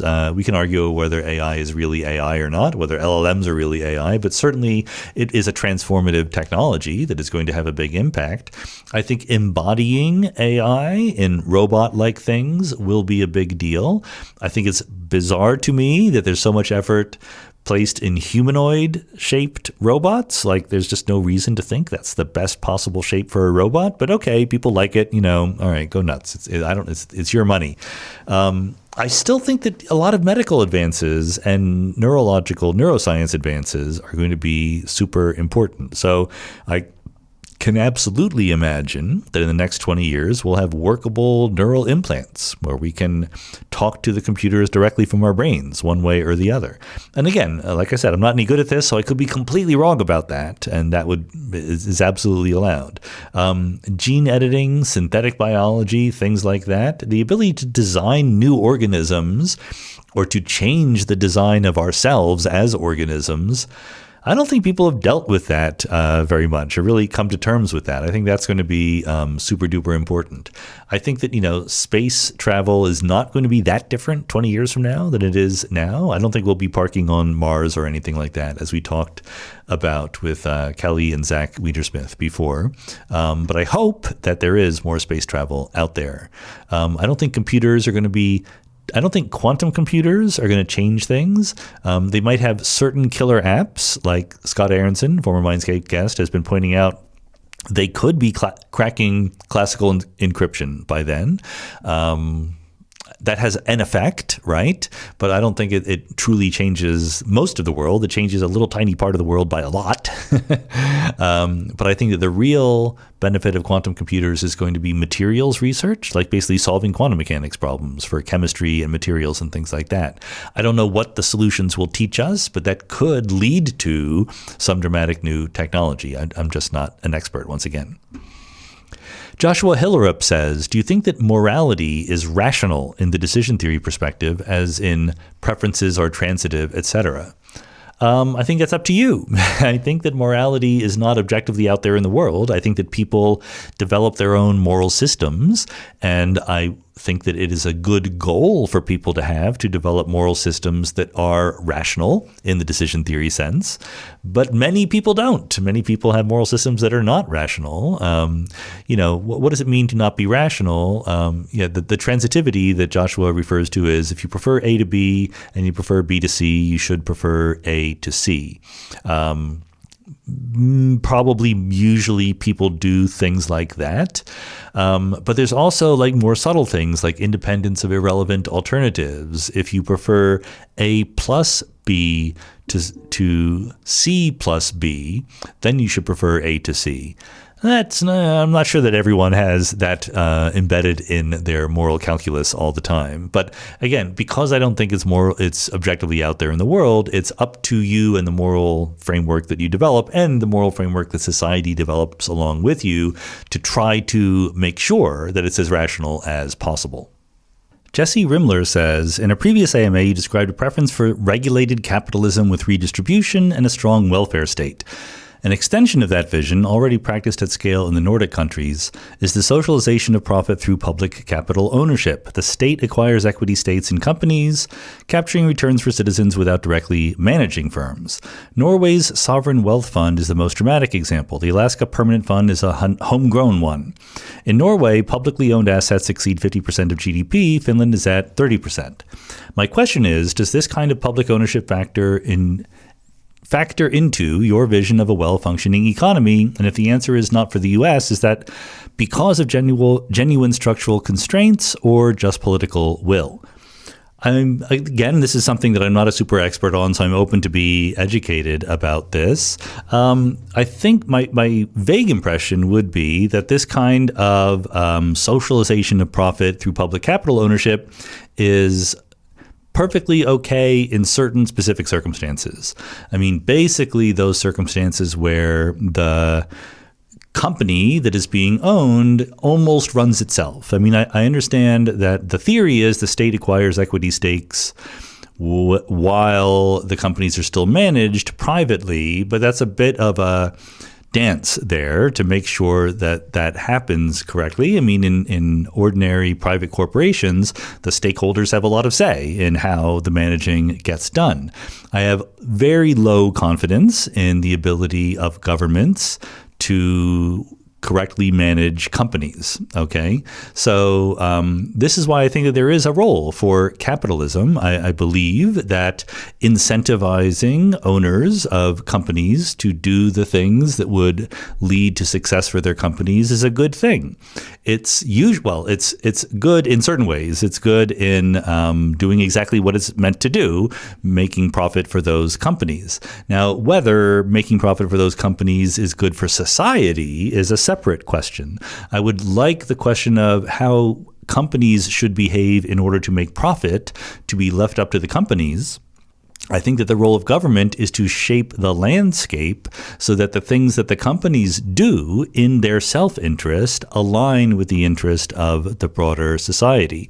So make things illegal to do that literally hurt society, make things less lucrative to do if there's some reason to do them, but they have deleterious effects, and so forth. You know, it's much like there really is an analogy between economics and physics here. The flow of money in a society in some ways can be thought of as an equilibration procedure. If you had two flasks full of liquid and you put a little pipe between them so liquid could flow back and forth, we all know that if you just let it go, the liquid will equilibrate, right? It'll be the same level in both containers. And if you had to ask, what would the liquid do based only on knowing the position and velocity of every molecule of liquid, that would be this enormously complicated question to actually figure out, to do the computation of what would happen to the liquid. And the wonderful thing is you don't need to. You can just say, from the macroscopic point of view, oh yes, it will find the equilibrium where both liquids are at the same height. Markets, when they work, are like that. the calculation that you would need to do to distribute things in the way that is best suited to successful trade and allocation of resources and things like that is just beyond the capacity of most people to do, or maybe any people to do. But the collective behavior does it by the market mechanism, when the market is working. So I think that it's best to let the markets solve problems like that. What should be the price of your goods? How much should you put into R&D? How much should you invest in new technologies or whatever? And let the government set the rules for what the constraints are. You need to be able to allow your employees to unionize. You need to pay a certain number of taxes or whatever. So use the markets to solve these difficult coordination problems. Use the government to set the landscape in which these coordination problems are solved so that the solution benefits as many people as possible. I suspect that that would involve a minimal, if any, amount of socialization of profit, but I'm willing to be shown otherwise if there are counterexamples. Okay, I'm going to group 3 questions together. One is from David Wright saying, how should a reasonable educated person respond to the growing consensus that we've been visited by extraterrestrial beings and that they walk among us? Given the distances and timescales involved, isn't this so unlikely that it's not worth considering? Ed Said Stuff says, if the classic popular conception of a UFO landed on the White House lawn, how would you speculate that it functioned? Would building on any existing physics theories explain it, or would we need something completely new? What features would that new physics theory necessarily require?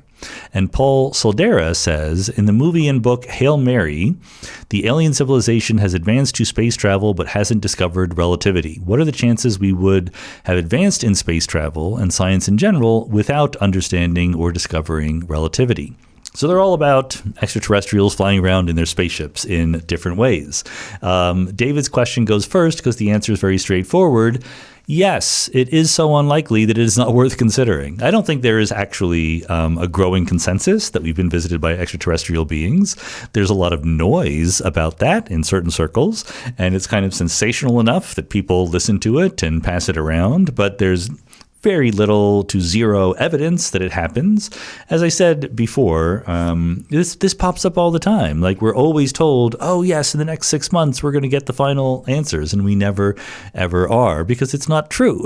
The answers aren't there, or the answer is no, this did not happen. So it's not even a matter of distances and timescales. It's just thinking about what you're saying. Like, why in the world would aliens do all the effort to visit us? And by the way, they have to time the visit correctly, right? Like, for most of the history of the Earth, there was not an advanced technological civilization here on Earth to talk to. So either the aliens somehow knew that we were going to arise at exactly this time, or they've been lurking here for a very long time, just waiting for us to get technologically advanced. Both of those are just absurdly unlikely. And then, there's no possible chance that the aliens are in these tiny spaceships, big enough to land on a lawn. There's no propulsion that would work that way, et cetera, et cetera.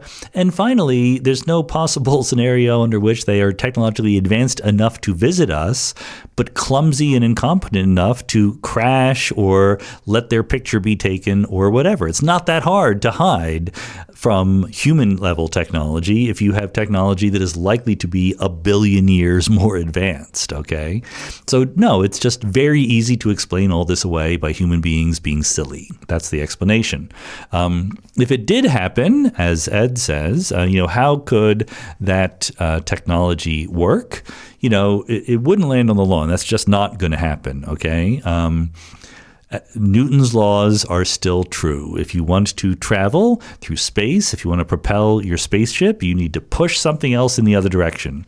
Now, you could use something like light sails or something like that wouldn't leave a lot of fuel behind, that could use interstellar ramjets use the ambient material in the interstellar medium. So who knows what the technology would be for actually traveling from one star system to another. That's perfectly plausible in the laws of physics, but probably there's technologies we haven't invented yet. One way or the other, you need a lot of propulsion. You need, if you want to travel at any reasonable speed, you need to really push yourself very hard. So it's not going to fit into something 10 meters across or anything like that. Of course, there could be a giant mothership that sends down little baby ships. That's plausible. So that could land on the White House lawn. I shouldn't have been so definitive about that. In terms of could existing physics theories explain it, or we need something completely new, I think the chances that new physics will play beyond the standard model physics, new fundamental physics, would play any important role in interstellar propulsion, etc., are very, very low for exactly the usual reasons, that the laws of physics underlying everyday life are completely understood. There isn't any room for new physics that has a dramatic impact on everyday level things. And everyday level things includes, spaceships, honestly, even though we don't bump into spaceships. Now, there's a couple of footnotes there. Of course, there's an enormous amount of room for technology that is novel but based on known physics, right? All of the technologies that are novel that we were just talking about, whether it's AI or, biohacking or whatever, this is still based on the standard model of particle physics. So new materials, new propulsion systems, new fuel sources, still within the standard model of particle physics, 100% possible, and in fact, very, very likely in something that literally travels across interstellar distances. The one loophole there is gravity. Einstein's general theory of relativity works very well, but there's aspects of general relativity that remain at the edge of our understanding, whether it's warp drives or wormholes or things like that. I'm skeptical of all of them as practical future technologies, so I don't think that they will be involved, but it's possible. The possibility is there.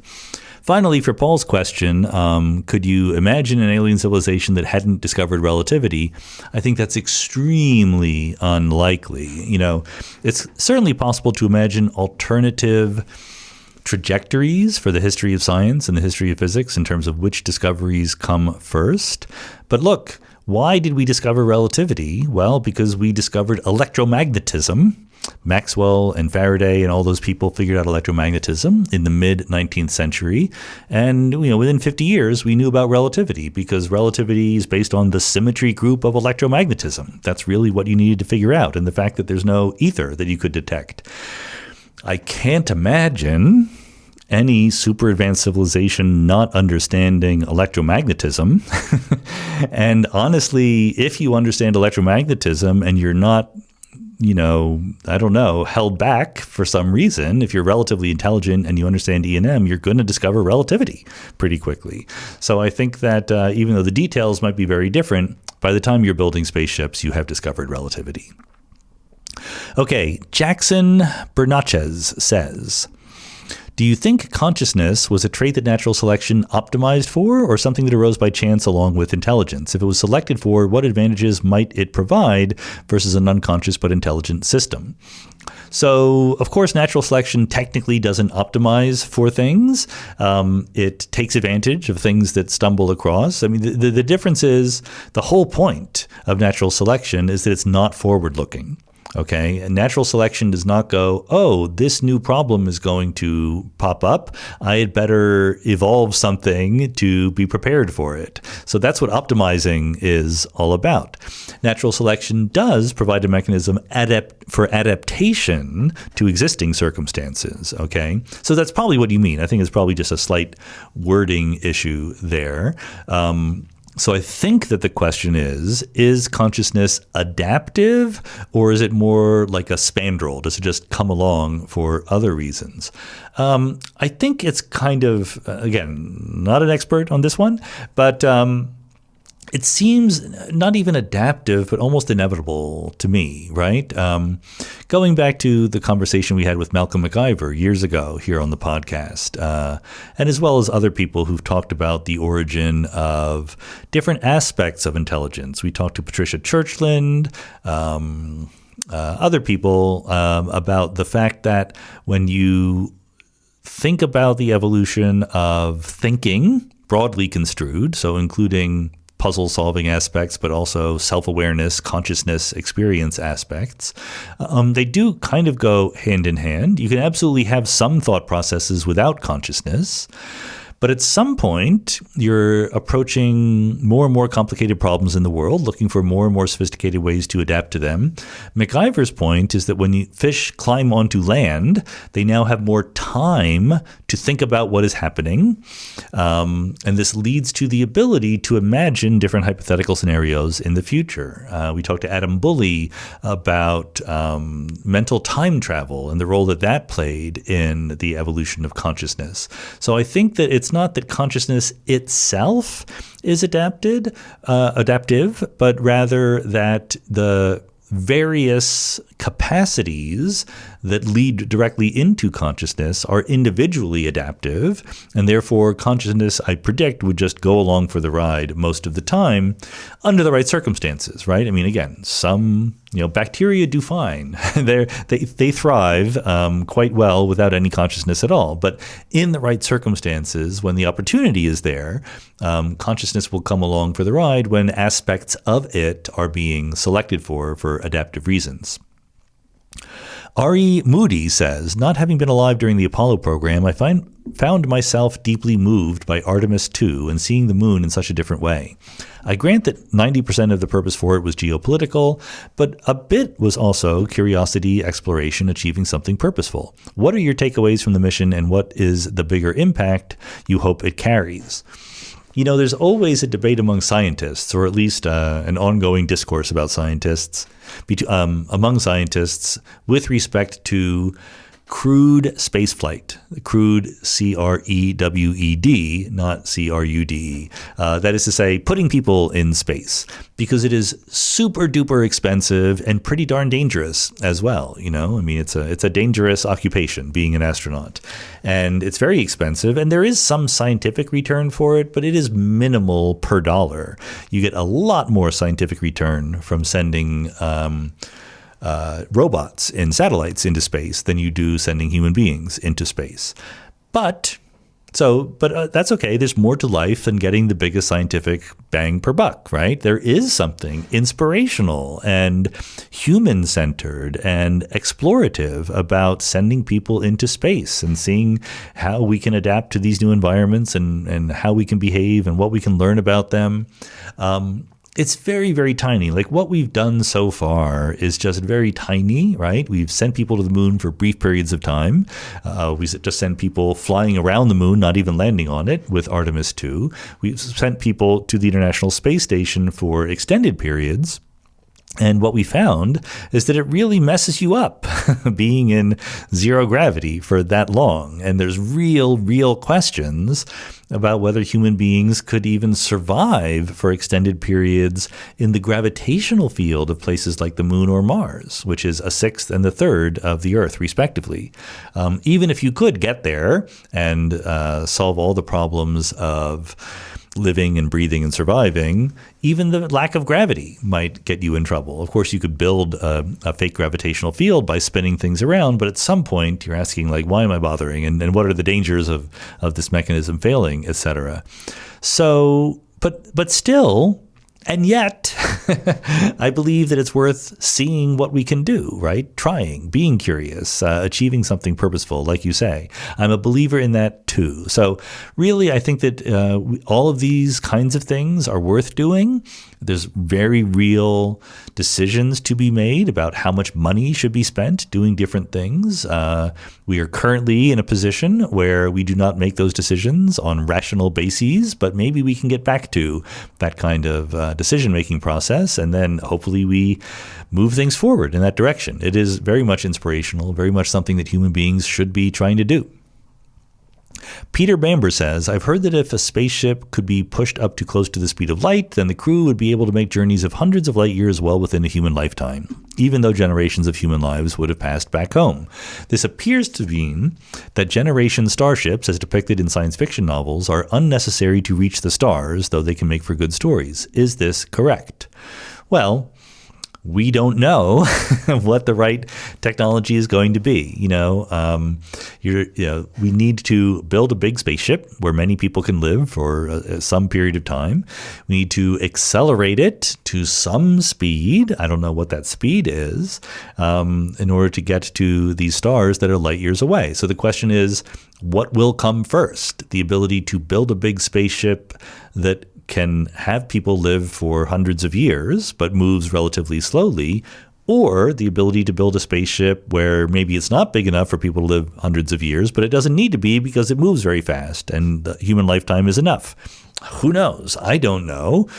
Honestly, I think that suspended animation or putting people to sleep is also a very viable possibility. And for that matter, extending human lifespans is a very viable possibility. So I see no obstacles that are insuperable to doing interstellar travel. I don't know which way it will actually happen. That depends on details that none of us know the answers to.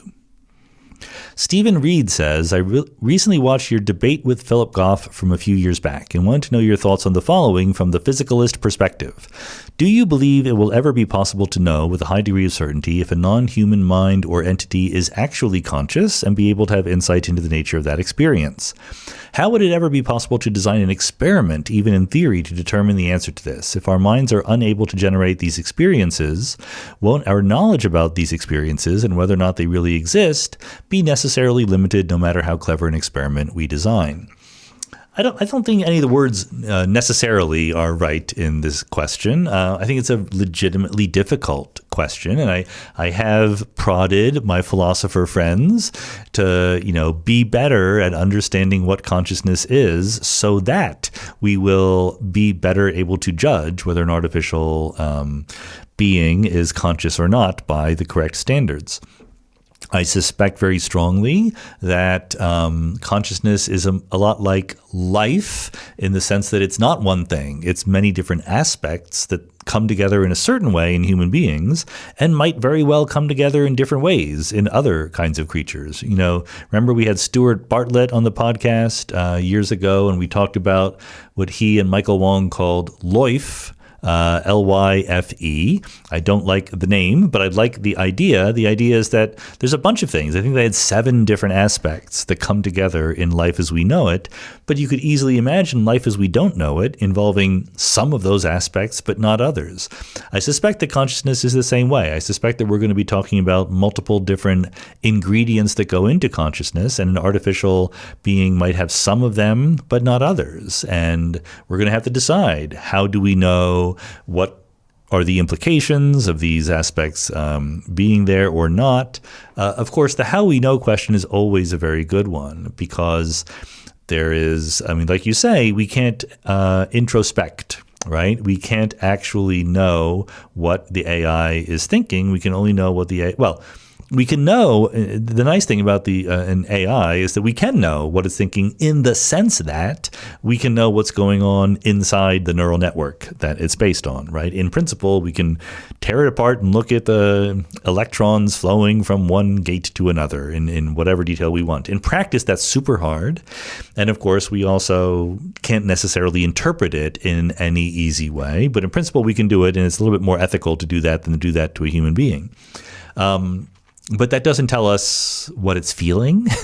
Just like when we were talking to Bing Brunton recently, knowing the connectome doesn't tell you the thoughts that are going on inside a regular old biological organism. So we will have to be more clever, but I'm not at all worried that we can't be more clever about deciding, having some decision procedure when the external behavior of a AI or some artificial agent does act in certain ways. Then we will, for all intents and purposes, declare it to be conscious and or possessing certain aspects of consciousness that would lead us to want to give it some rights and responsibilities in certain ways. Again, I think that's possible. I don't think we're anywhere close to doing it. I also think that the sort of diagnostic question is possible, but I really don't have great ideas about how to do it. I think maybe I'm being way too optimistic about our ability to eventually do it. Richard Kashdan says, you often talk about the many worlds interpretation of quantum mechanics. From a purely personal, non-scientific perspective, do you find the idea of branching selves provides you with any sense of optimistic nihilism regarding your own life choices? Or do you view the existence of other branches as mathematically true, but practically irrelevant to the human experience? So I do know, just for talking to some of the old-time listeners to Mindscape, I intentionally pick some questions from people who have not gone through every single episode, right? I want to be welcoming to the newer people. So we'll sometimes get questions that I have answered before, or questions that, are pretty like, oh, have you heard of this thing that I talked about a lot before? Richard's is not quite that, but I think it is getting at a relatively forefront issue in thinking about many worlds. Yes, I do talk about the many worlds interpretation all the time. I don't think it affects my view of big existential questions at all. I mean, you have to give an alternative. You have to say, like, as compared to what, right? Many worlds says that there is a quantum state that evolves deterministically, and it describes multiple parallel realities, including things that are sharing a past with me, human beings, people, agents that are not me, but share a past with me, much as I said, like identical twins, okay? The alternative is one alternative is there's a single world that evolves in a truly stochastic way. So there's only one person that I will ever be. There's a sort of unified trajectory from my past to my future. It's just that we can't deterministically predict what the physics underlying that person will actually do. I don't see why one of those is any different than the other in terms of either how I think about purpose and meaningfulness in the world in some philosophical sense, nor how I should practically act in the world because of this. And, as I've said many times, the existence, the reality of living in the many worlds view of the world is that you as an agent see the world as behaving according to the rules of textbook quantum mechanics. That is to say, when you measure something, you can't predict what the outcome will be other than predicting the probability using the Born rule, etc. So it doesn't affect my feeling of specialness or lack of feeling of specialness or anything like that. My life choices are exactly the same as they would be one way or the other. Jamie says, I'm interested in the idea of free parameters. I remember reading Lee Smolin say as a critique that ADS, CFT, and string theory both posit extra symmetries because that gives more free parameters and more room to play. You often say how hard it is to make new theories or models because of constraints imposed by known facts and maths or by lack of free parameters. If there are no free parameters, there's no room for anything new to fit. Are free parameters epistemic or ontological? Are there no free parameters in the universe as a whole? Is this the same as the question of brute facts? I mean, of course, we don't know the answer once and for all to any of these questions. These are questions that are at a very fundamental level of treating reality. So I'll interpret the question as, does string theory or some other plausible alternative to string theory make free parameters or posit that free parameters exist as brute facts, or do they invent them, or is there some other ontological status for them? I'm not sure what Lee Smolin actually said. If he said that string theorists posit extra symmetries because that gives them more free parameters and more room to play, he's just 100% wrong. That is absolutely not what string theorists do, and he's doing it for rhetorical reasons, not for honest scientific reasons. String theory is in a weird situation where the theory, string theory as a theory, has no free parameters. You will often read that. String theorists boast about that, right? And there was an original hope that this lack of any free parameters meant that they could uniquely predict the physics of our observed world. What turns out to be the case is that even though there are no free parameters in the theory, the theory is a set of differential equations or something like that, right? As we were talking about before. just like Newton's laws are a set of differential equations. And just like Newton's laws, let's take Newton's laws for planets orbiting the sun, okay? The laws are very definitive, and there's one free parameter in them, Newton's constant of gravitation. But there are many, many solutions. There's circular orbits at every radius. There are elliptical orbits of all sorts, elliptical orbits of all different eccentricities and different orientations. And there's an infinite number, literally, of solutions to the equations. String theory has 0 free parameters, but an infinite number of solutions to the equations. This is completely unsurprising in some sense. The surprising and depressing thing is that the solutions in string theory can take the form of entirely different looking low energy laws of physics. By low energy, I mean, at high energies, if you have a Planck scale particle accelerator, maybe you're seeing the intrinsic stringiness of the world. But at low energies, you're seeing the effects of some particular solution to the equations, which, unlike planets moving around the sun, the solutions to the equation define what space-time is and the fields and particles moving within it. That's a new thing in string theory you didn't have in Newtonian mechanics. So there's one solution of string theory that might look like three-dimensional space-time, three-dimensional space, one-dimensional time, so four-dimensional space-time with the particles and fields of the standard model of particle physics. There are other solutions that look almost exactly the same, but with different values for the parameters of the standard model, the mass of the electron, the coupling constant of electromagnetism, and so forth. The mass of the Higgs boson, the electroweak hierarchy, all those numbers might be different from solution to solution. Also different from solution to solution are what particles there are, what forces there are, what symmetries there are. The number of dimensions of space can be different from solution to solution. And when it comes to predicting low-energy physics, it turns out that what matters is what solution to the equations you have, not just the equations themselves. So for all intents and purposes, string theory acts as if there are a lot of free parameters. There are a lot of parameters that tell you what solution you're in, okay? Now, string theorists don't put them in. They don't want them to be there, but you don't have a choice. That's the thing. When you have a set of equations and you're trying to solve them, you can't just ad hocly say, well, I want this solution, even though it doesn't actually fit into the equations. I just like it better. It gives me more freedom. You're not allowed to do that, and string theorists don't do that. They have found that their equations allow for all these solutions, and they're trying to deal with them. That's the string theory landscape problem. And other theories of fundamental physics might have the same problem or not. A lot of them, it's certainly worth trying to get away from this problem by just starting with 3 dimensions of space, 1 dimension of time, gravity as we know it, etc., and trying to work from there rather than trying to get some theory that fits everything and then map it down to the world in which we know.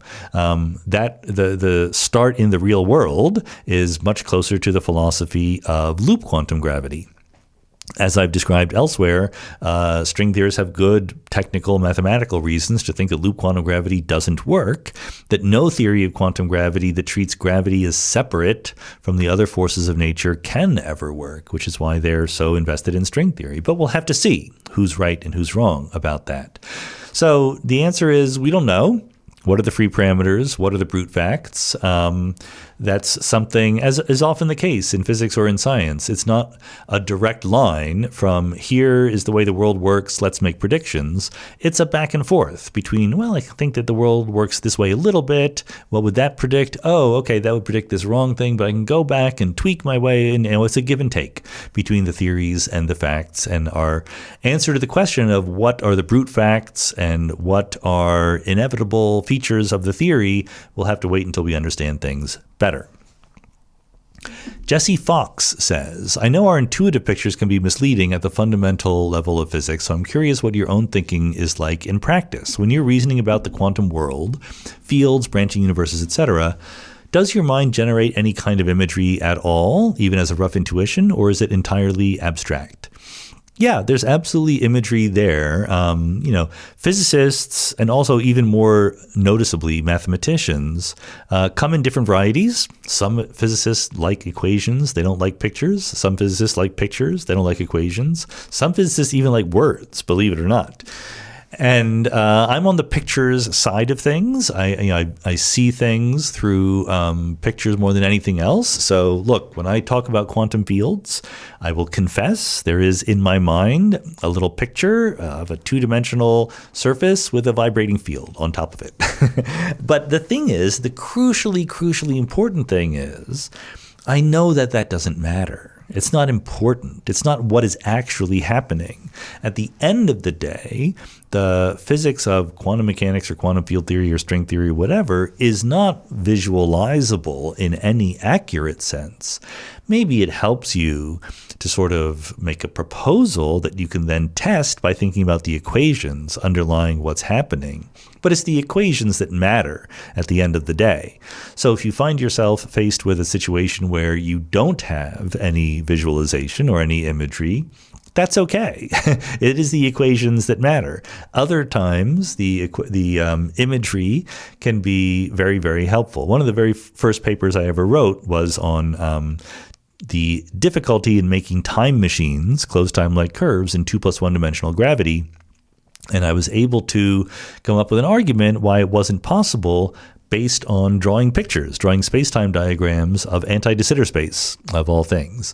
And it was an argument that could only have been made by drawing the pictures. Like, there's no way you would have come up with that argument just by thinking about the equations. In principle, the equations are what you use to check whether your argument is right or wrong, but the equations are the pictures are very helpful in getting there. And so I'm a believer in the pictures, but I don't reify them to what's really going on. David P. Reichert says, asking as someone who has only recently started listening to your podcasts, would you be up for summarizing what your views on AGI are, in particular regarding its near future capabilities and impact or lack thereof, and how you came to those views? Yeah, I mentioned before about quantum computing, which is a different thing, but there's an analogy here. Quantum computers, in some sense, have an enormously larger power than classical computers do, but they also have limitations. You just can't make as many qubits as you can make bits, especially keeping them talking to each other without decohering.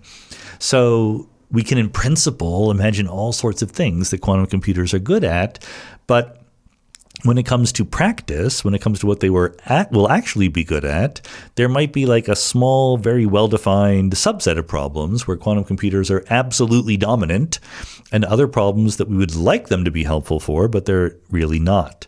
So I think that we're in that stage with AI right now where people are just doing a bad job, in my personal opinion, about matching the capacities of the technology to the needs that human beings actually have. You've seen these surveys out there where young people especially, who you might think are the easiest to adapt to new technologies, etc., are incredibly turned off by the ubiquity of AI technologies in their lives when they didn't ask for it, okay? And it's all very, very, very distorted by money. People want to make money off of these things, which is, I just confessed above that I'm in favor of market forces in the right circumstances, but market forces aren't a very good way of finding truth. They're a very good way of finding prices. Those are two very different things. So there are aspects of the financial markets in particular where truth is not the way to make money. And so hyping your technology, forcing it into everything, and even sometimes, like innocently, some companies might think they're not trying to force things on people, but they honestly think that in the future AI will be ubiquitous. So trying to figure out how to get it into their products sooner rather than later might be the right thing to do. And also, and I think that's distorting the whole discourse about AI. The other thing, of course, as I mentioned before, is that large language models, which are the currently dominant technology in much of what we think of as AI, are purpose-built to sound human.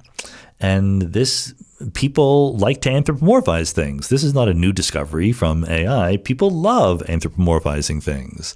So when you give them a technology whose entire purpose is to be anthropomorphized, they're going to do it. So I think it's just very important to realize that what LLMs are good at is different than what human beings are good at. And some of the people who are very, very smart and very, very advanced in knowing about how the computer programs work make this mistake, in my view, of treating them as, well, they're more intelligent than human beings now. And they haven't figured out what the word intelligence means in that sentence. As we saw in the discourse in the question above from DMI about the principle of least action, where you ask an LLM, and what is the LLM going to do? It's going to look at what people have talked about before, okay? And it's going to try to figure out what would fit into this discourse. And it says something that is not the most important thing to say, because that wasn't the thing that people generally talk about. When you go online these days, especially on X, which used to be Twitter, a lot of the accounts that are replying to things are bots run by AI. And I recently saw a post, because I follow the Philadelphia 76ers, was a post about Paul George and how well he was playing. And there were all these responses saying, yes, Tyrese Maxey is playing great. And you're like, why would they say that? That was not what the post was about. Of course, it's a bot, and in recent months, there have been a lot more discourse on how well Tyrese Maxey is playing than Paul George. So the bots are just used to that, and they don't even pay attention, because attention is not a capacity that they have in this particular. They're not very advanced bots. You can always fix that. So anyway, I think that the near future capabilities and impact are big, are very, very big. If we use LLMs appropriately in the right circumstances, they can be hugely transformative, and I suspect that they will be. I worry that they're not being used in the right ways or conceptualized in the right ways, and that could lead to dangers in all sorts of ways, as we already have seen and as we will continue to see. Bob Ritchie says, in the last century, many prominent physicists suffered from depression, paranoia, substance abuse, and mental breakdown. More than a few committed suicide. What is your take on this tendency, and does it continue with today's scientific geniuses? I don't know whether that's even a true thing. There are selection effects here, right? There's a small number of statistics here, and a few famous examples might very well bias our reasoning about it. So I would need to see a careful analysis of the relative rate of things like depression and paranoia among prominent physicists versus the general public, to be honest. But it's possible that there is a correlation there. Not because being a prominent physicist leads you to depression or paranoia, but there could be common causes of both genius in physics and some other kind of disability or instability that could lead you to mental breakdowns, etc. So I'm by no means convinced that it's a real tendency, but I'm open to the possibility that it is. I would have to see a careful analysis to be convinced one way or the other. Tucker Hyatt says, in Project Hail Mary, author Andy Weir compares star-eating astrophage to a nuclear reactor for its ability to store and release enormous amounts of energy. Do you see any way that nuclear energy and the use of the strong nuclear force might evolve in a biological entity? I'm going to get myself in trouble here and say, no, I do not see such a way. I say I'm going to get myself in trouble here because what do I know? And this is absolutely a case where there might be some clever path to doing something like that I just don't see. But natural selection that drives evolution works in a very specific way. It's not just imagine the best possible thing and make it work, right? As you all know, birds fly, airplanes fly, but they fly in very different ways. And, trying to do what birds do, but in an airplane turns out not to work very well, because when you have the ability to design something and you have the ability to use technology and bend metal to your will and so forth, the optimal way to fly has to do with jet fuel or propellers or things like that, not with flapping your wings. Evolution can find the solution where you do flap your wings because you can imagine building that up by small incremental improvements. In my book, The Big Picture, I talk about there was a famous argument against evolution, which said, if you think about a mousetrap, the claim was a mousetrap is irreducibly complex. That is to say, it's complex, but it's complex in such a way that if you removed any one aspect of it, it would just fail. So it's either existing or not existing. You can't build it up piece by piece. And the argument was that biological entities are similar. Therefore, evolution can't be right. That was the argument. So that's not right. And in fact, multiple people pointed out ways that you could build up a mousetrap of the kind that we normally build today in a series of successively improved versions of catching the mouse. So you could biologically evolve a mousetrap, but maybe you can't biologically evolve a jet engine. That's completely plausible to me. Very few, if any, I don't think any, organisms here on land use wheels, right? Cars and motorcycles and bikes and so forth use wheels. They're very, very effective, but it's hard to evolve them. So I think that nuclear power is like that, like the kinds of things that are necessary to even imagine using nuclear energy. I can't foresee a path of gradually improving technologies that would end up with a biological organism powered by nuclear energy.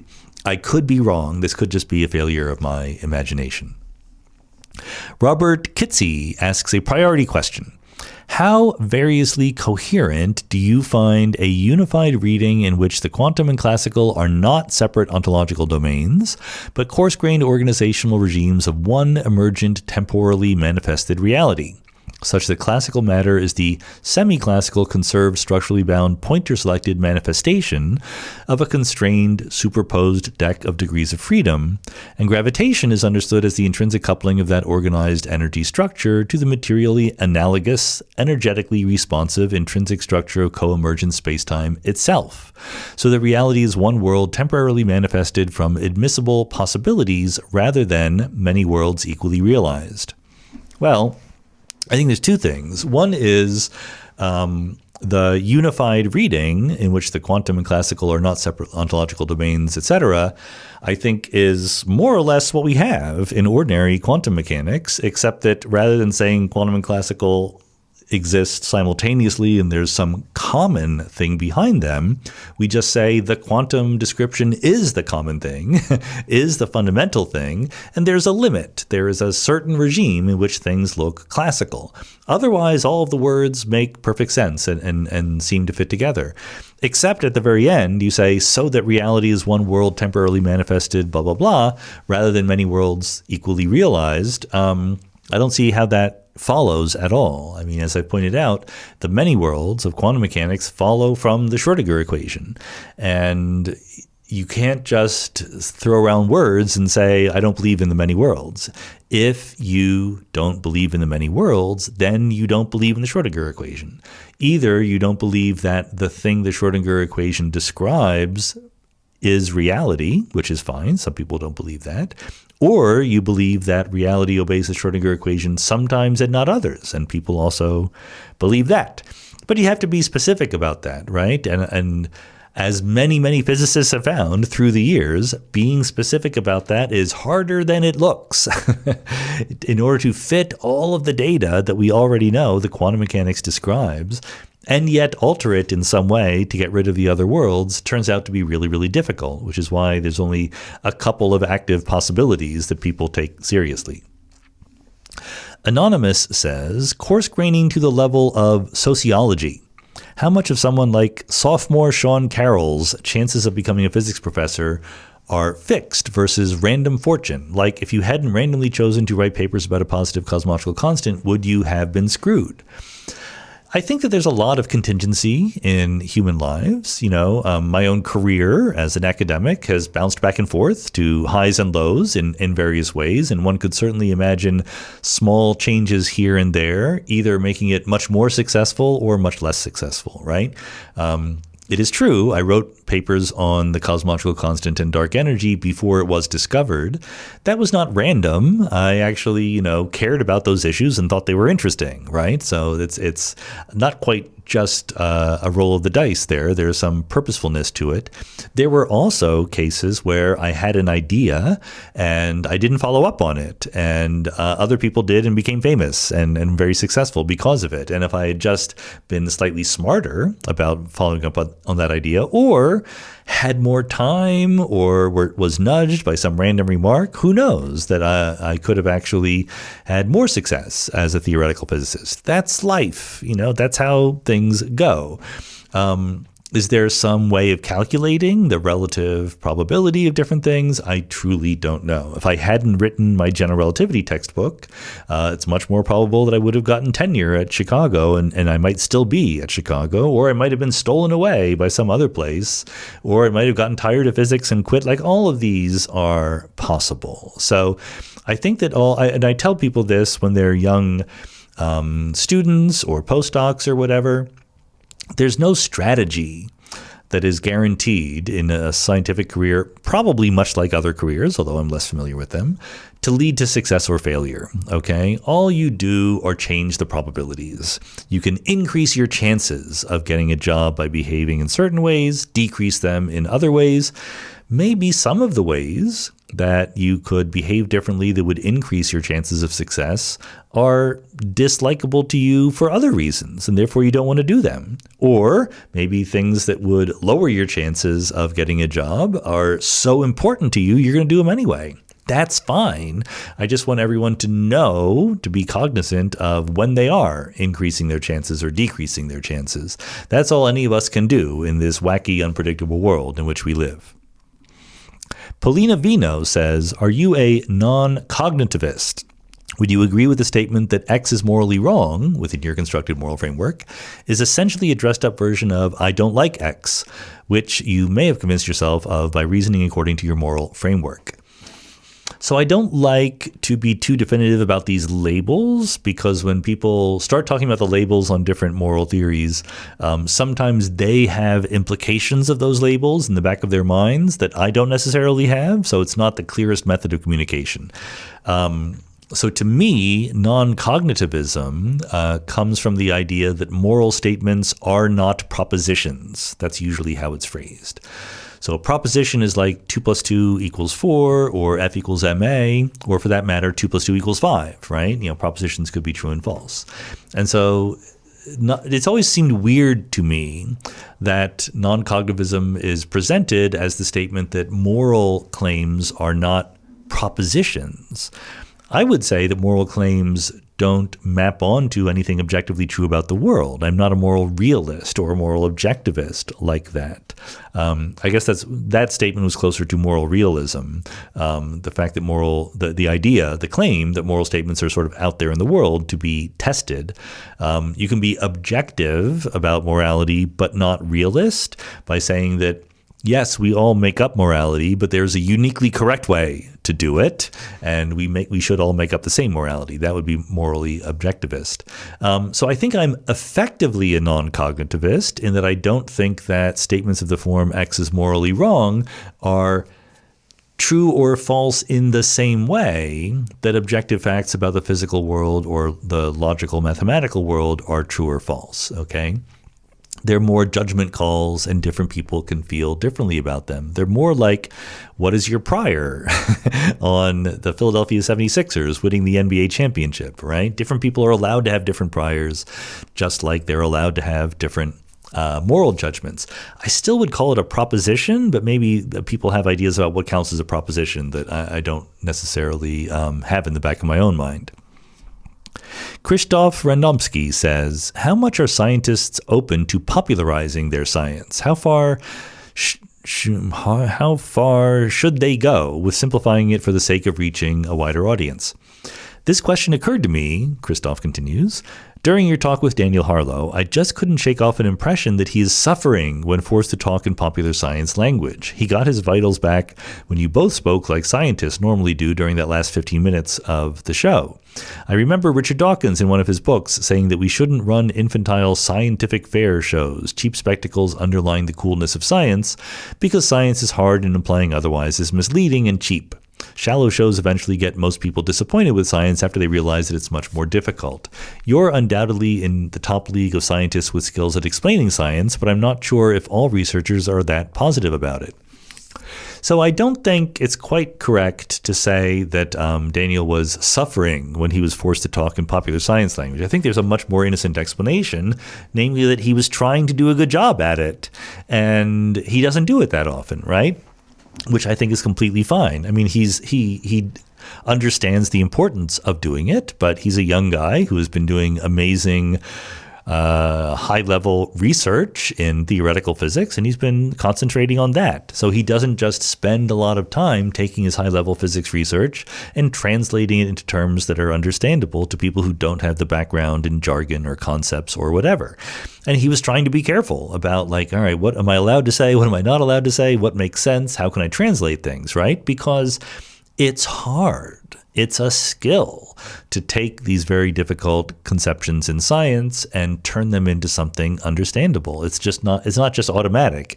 Even though everyone who is a high-level research scientist was at one point in their youth not a high-level research scientist, and therefore, in principle, you might think they should know what it's like, right? In fact, you forget. You have embedded certain ideas and certain ways of thinking and talking so deeply in how you go through the world that it's really hard to put yourself back in that state of mind where you don't have all of this background. And even if you could put yourself in that state of mind, there's a question of translation. How do you speak ordinary language in a way that both is fair and honest and respectful of the underlying science, but gets some truth across to the general public? I mean, I'm always very happy to admit that there are levels of understanding, right? You can always understand something about what is going on in physics without any math or physics background whatsoever. But you're not going to understand it as well as if you have the math and physics background and really dig into the details. This is just like true for every different field that has, expertise involved in it. To answer that was all background. To answer the actual question, some scientists like doing science communication and popularizing and are good at it. Some, interestingly, like it and are not good at it. That's also true. Some don't like doing it themselves, but appreciate the importance that it be done. And some give lip service to liking it, but don't really like it. They kind of disdain it, and they look down upon people who do it. And some just don't like it. Some people think it's a waste of time and they shouldn't be bothered. Okay, so you get the whole spectrum of possibilities. I think that the median scientist does appreciate the importance of doing some outreach to a broad public. They don't spend much time doing it themselves. And also, they don't always put their money where their mouth is in terms of actually supporting the people who do it, because they're devoted to doing the science and the research. And that's what they've been trained to do their whole lives. So that's not completely surprising. Jan M. says, the origin of COVID-19 is fiercely debated between proponents of a zoonotic versus a lab leak origin of the SARS-CoV-2 virus. Do you have an opinion in this issue, and any thoughts why the U.S. government backs the lab leak theory? So, no, I don't have any opinion on this issue. My feeling from not being an expert is that most of the experts that I take seriously are on the natural side of the origin issue rather than a artificial lab leak origin.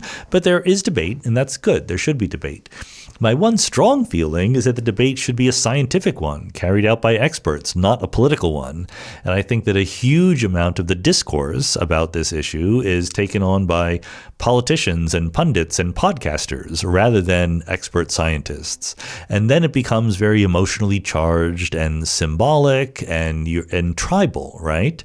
And so the easiest part of your question is why the U.S. government backs the lab leak theory. It's tribal. People have decided that if you're conservative and Republican, then COVID was not a big deal. It was a plot. There was malfeasance by the CDC and Tony Fauci and all that stuff, and that goes hand in hand with a lab leak theory. It has nothing to do with the merits of the case. So I'm open to whatever the merits of the case are. I'm not especially interested. I don't think it matters that much. People care a lot for reasons that escape me a little bit, but I want the actual discourse to be done by scientists who are trying to find the truth, not political, cultural figures who are trying to make a cultural or political point. Jake Turin says, after extensive debate, the American Ornithological Society has decided that it is inappropriate to name bird species after people. Many of the honorees were dead white European males. Accordingly, all such common names are being changed. It occurs to me that many physics terms, units, laws, equations, similarly honor dead white European males. 2 questions. What do you think about the AOS policy, American Ornithological Society? And has there been any similar debate in the physics community? So I think it's a tough question, honestly. I think this is a legitimate one where there are good points on both sides. I mean, I have sort of provisionally taken the attitude that names are labels. Names are not history lessons, right? So names don't actually tell you what happened. I mean, there's a cutesy maxim that says that things are named after not the first person to discover them, but the last person to discover them, right? Like if there were people who discovered them before others were willing to listen, those people were ignored. And finally, when the time was right and someone rediscovered it, that person gets their name on it. So there's always historical inaccuracies in the naming of things. And I think it's a little quixotic and impossible to correct the namings so that they accurately reflect the historical reality, because historical reality is a mess and it's also hard to change the names of things. Having said that, history exists, and it is true that due to sexism and racism and all sorts of isms that have existed over the centuries, if all you do is name things after figures that were prominent at the time when the discoveries were being made, you will end up with a lot of things named after dead white European males.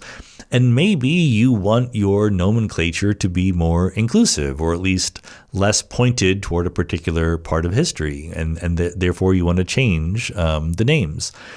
I am, as a pragmatist, I'm in favor of letting the individual subfields make up their minds. If the American Ornithological Society has made this decision, I haven't looked at the details of their process for deciding, and I'm perfectly willing to go along with it. Physics has not had nearly that much effort into changing the names of things like the Schrödinger equation or the Dirac equation or whatever. It would be very, very difficult to do so just because those names are so ingrained in how we talk and how every textbook is written and things like that. Sometimes there have been efforts. Astronomy has been a little bit more along those lines than physics has. So Henrietta Leavitt, for example, was the astronomer who discovered the Cepheid luminosity period relation. And so some people fairly recently, not in her lifetime, have said we should call this, Leavitt's law or something like that, right? And, I think that's fine. I don't attach huge importance to it, right? I mean, it's kind of symbolic. I get that symbols matter. They are not irrelevant. So symbolic things should be taken seriously, but I don't think they're the most important things. I would rather... It's not true that there's a finite amount of attention to be put to things, but given that there's some attention to be put to things, I think that lowering the amount of misogyny and sexism in the existing community is more important than relabeling things historically to be a little bit more fair or inclusive. Grace Monk says, why aren't there more college classes on the philosophy of physics? I took a philosophy of quantum mechanics course with Nina Emery in college, and it completely changed the way I thought about the world, even as a humanities major. My understanding is that classes like hers are quite rare. I know that many departments don't have philosophers of physics, but should that really account for a lack of classes on the kinds of physics and philosophy problems central to the podcast and to your teaching? Well, I'm trying to be fair here, I think there should be lots more classes on philosophy of physics and lots more people doing philosophy of physics. I don't think it's that rare, though. I mean, maybe I'm completely wrong here. I can usually think of in philosophy departments that I know about that are of a certain size, there's usually people doing philosophy of physics, and I guess that they usually teach undergraduate courses. Maybe some of them don't. Nina Emery, by the way, was my host when I visited Mount Holyoke just a few weeks ago to give a talk. I'm sure her class was great.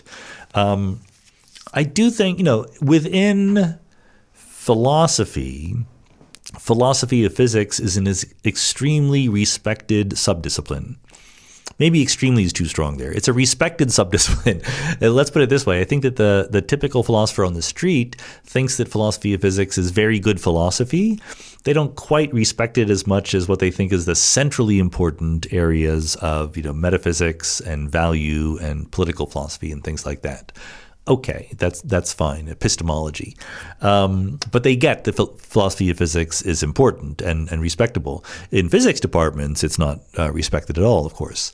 I think that what's missing is, I think there should be more recognition of the continuity between philosophy of physics and other areas of philosophy.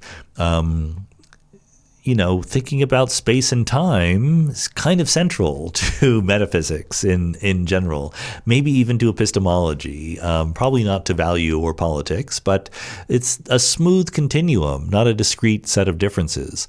I do therefore think that more philosophy departments should have a little bit more emphasis on, if not people specializing in philosophy of physics, then at least people who know a lot of philosophy of physics and physics for that matter, because it is of a continuum. That's why natural philosophy is important. I think all of physics and all of philosophy are part of a continuum for that matter.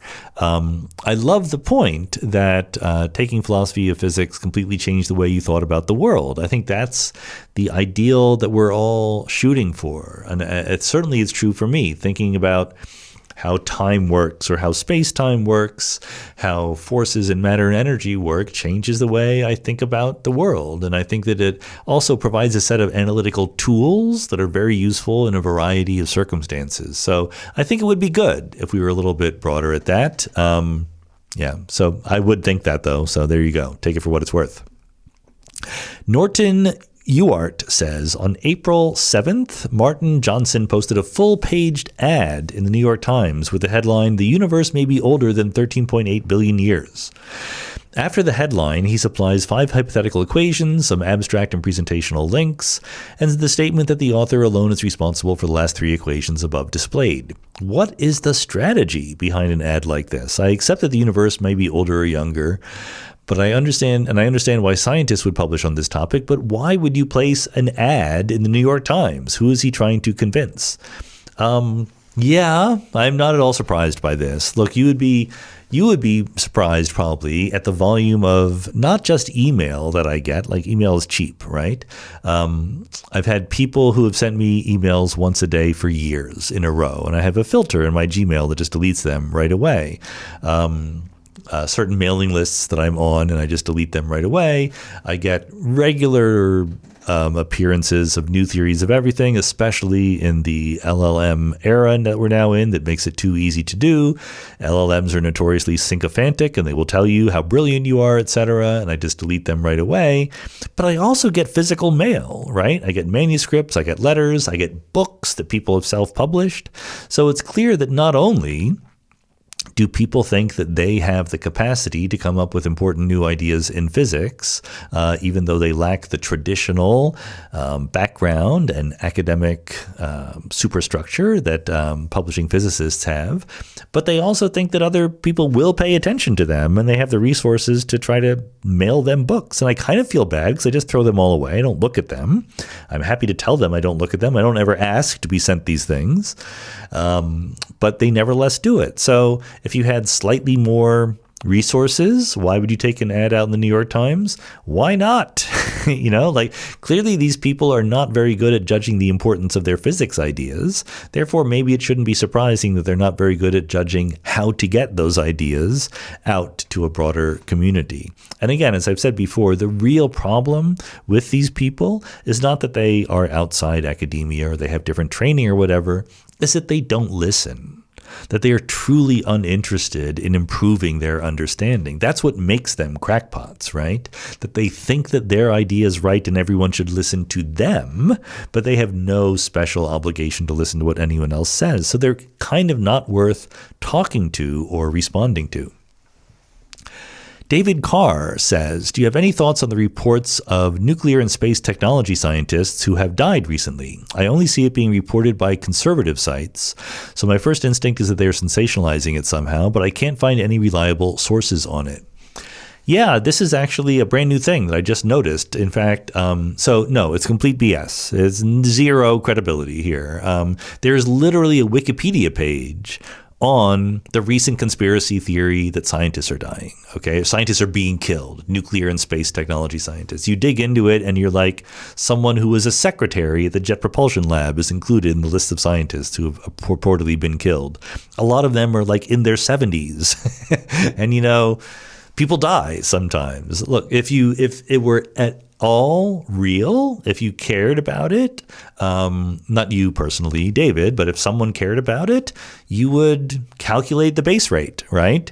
Are these people in these particular subfields dying at a higher rate than expected compared to the public, given their demographics, et cetera? Is there a selection effect? Can you predict ahead of time? Blah, blah, blah.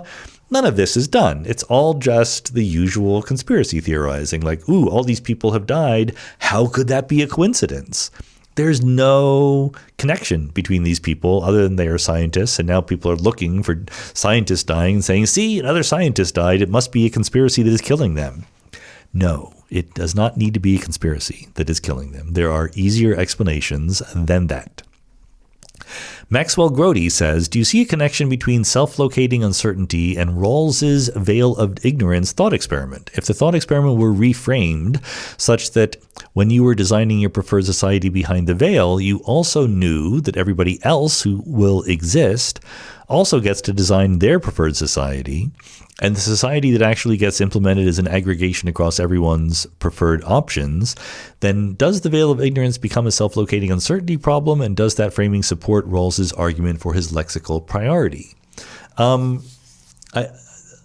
worried that I'm going to get this wrong, so I think my answer is there is a self-locating uncertainty aspect to Rawls's veil of ignorance thought experiment. So for those of you who don't know, John Rawls, as a political philosopher, said that we should design the ideal society by forgetting what we know about our position in society. You know, basically he's saying there's just too much motivated reasoning going on in being a certain kind of person, whether it's a certain race or a certain income class or education level or whatever. You're going to, given the actuality of our contingent existence, we're going to be happy with a society that privileges people like us. So he says, if you want to try to be careful and design a better society, you would say, what if I didn't know who I was? What if I might end up being anybody? What if I might end up being the worst off person in society? And he argues that what you would do is to try to design a society where even the worst off people were not that badly off. And it ends up being very egalitarian for that reason. But he's nuanced about it. It's easy to caricature his view, but that's the basic thrust of it. And so in some sense, there's some self-locating uncertainty going on there. You know you're a person, but you don't know which person you are. It's attempting to be a legitimate version of the typicality anthropic move, right, that we were talking about before. Rawls is not saying you are a typical observer, which is the bad anthropic move. He's saying you can design the good society by imagining that you were a typical observer and didn't know anything beyond that. What kind of society would you design? So in that sense, yes, there's some self-locating uncertainty involved. What I don't see or am not sure of is how that helps, or what relevance that fact has to thinking about it. I don't think that thinking about it in that way leads you to any slightly different conclusions than Rawls himself was led to, but maybe I'm missing something about that. I'm open to the possibility. Eric Connolly says, in your interview with Peter Singer, you pushed back a bit against the idea of utility being quantifiable and additive. To me, it seems a natural step is to treat utility more like a vector than a scalar having different components, like, say, pleasure and freedom. My utility vector might be 1, 2, someone else's might be 2, 1. These vectors are harder to compare than scalars having the same magnitude. Maybe this is nonsense, but is it something philosophers think about? So I don't know if philosophers have ever thought about that, but I think that there is, an obvious problem with it, which is that vectors don't have an ordering, right? The nice thing about scalars, simple numbers, is that you can say that a certain number is bigger or smaller than another one. You can't say if you have a vector 1, 2 and another one 2, 1, which is bigger, unless secretly you want to say, I mean the length of the vector, and then you're back to a scalar again, or you want to sort of privilege the first component over the second component or something like that. So on the one hand, I think that in fact, it's absolutely true that different people have different weights that they give to pleasure or freedom, whatever, when calculating utility. But I think that the idea of utilitarianism kind of only has a grip if you reduce all of those different components of the vector to a single scalar number that you can then put in an order. Kevin O'Toole says, recently hiking with friends wearing polarized sunglasses, I showed them the 45-degree lens trick. I don't know, maybe some of you folks out there have seen this before, but if not, it's very worth looking up on the internet. Anyway, Kevin says, in the trick, two perpendicular lenses allow no light through. So you imagine polarizing lenses, and they polarize light in a certain direction. So you put them at 90 degrees to each other. It blocks out all of the light because you're blocking both polarizations. And anyway, Kevin continues. I should let Kevin talk. But adding a filter between them at 45 degrees allows some light through the whole chain. I then added that this also happens when letting through photons one at a time, and that no classical theory could explain this behavior. So it is visible evidence that the world is quantum. They all accepted this, but the more I think about it, the wronger it feels.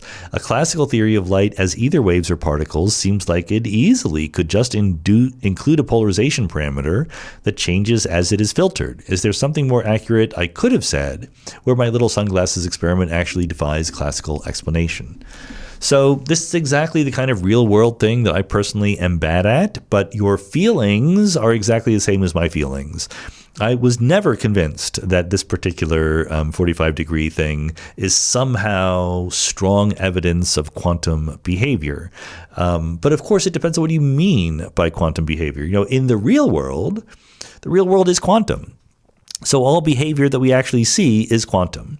So if you're saying that a certain phenomenon is evidence of quantum mechanics, what you're really saying is that there is no classical theory that could explain this.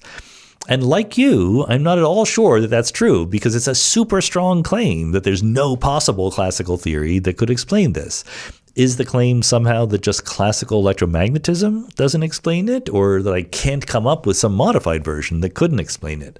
I am not that confident that there's no classical theory that could explain it, which is why I never bring up experiments like that. I think something like the Stern-Gerlach experiment, which is harder to do, you can't just do it outside with your sunglasses, but that's much stronger evidence of quantum theory. For that matter, by the way, the stability of matter is a much stronger piece of evidence for quantum theory. Electrons do not spiral into the middle of a nucleus. That tells you that electrons are wave-like in some sense. But when you look at them on a screen, they look particle-like. Classical physics doesn't explain that very well. Ophir Averbuch says, I am a grad student in a field other than philosophy, and I'm considering applying for the philosophy job market. Having a philosophy appointment, do you find that not having formal philosophy training creates frictions, both academic and social, with your philosopher colleagues? Do you think that you have colleagues that are dogmatically unwilling to take your comments in seminars seriously, or who say snarkily behind your back, those scientists should stick to their science and leave it to us philosophers to do the philosophy?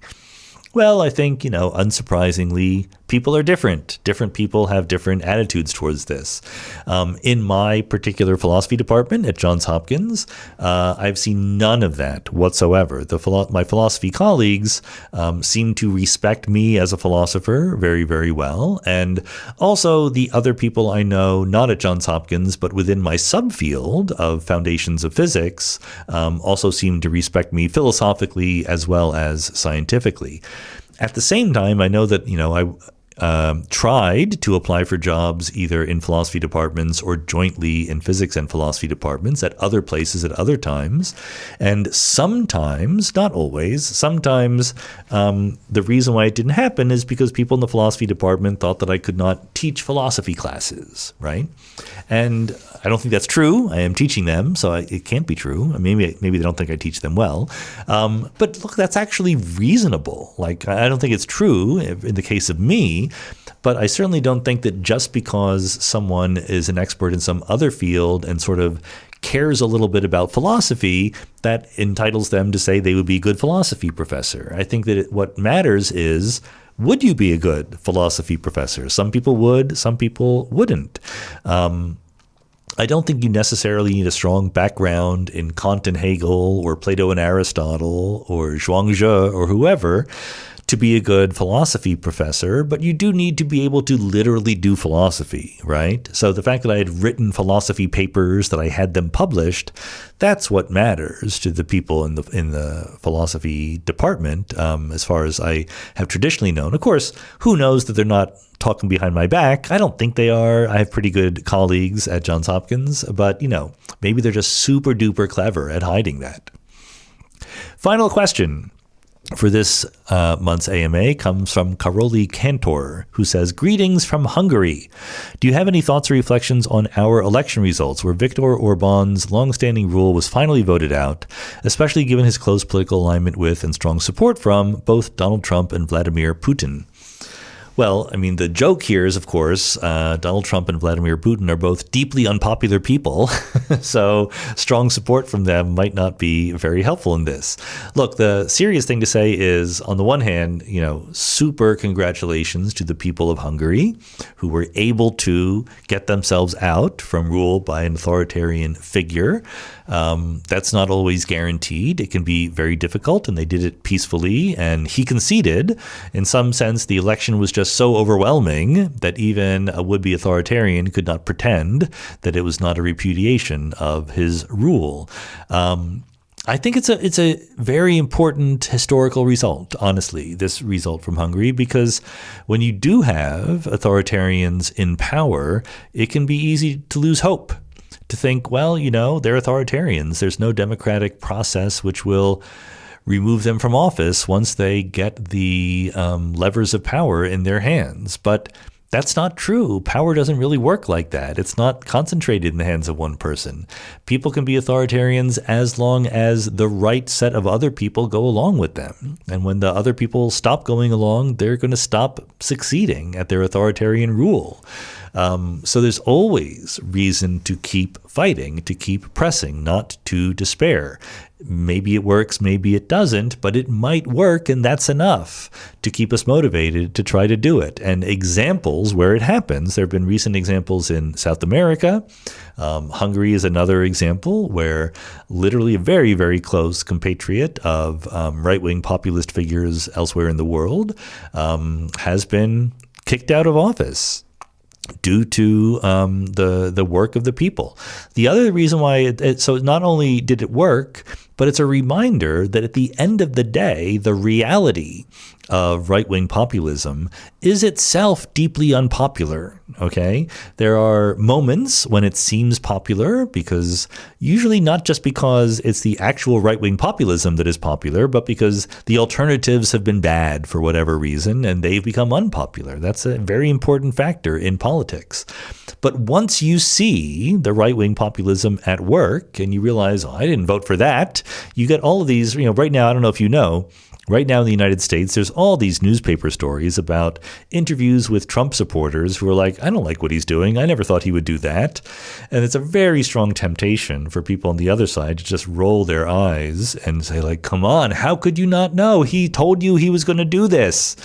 But nevertheless, our way of getting information to voters is very bad right now. So people don't know. And then once these people get into office and start doing terrible things, people who previously supported them are like, no, I didn't want that.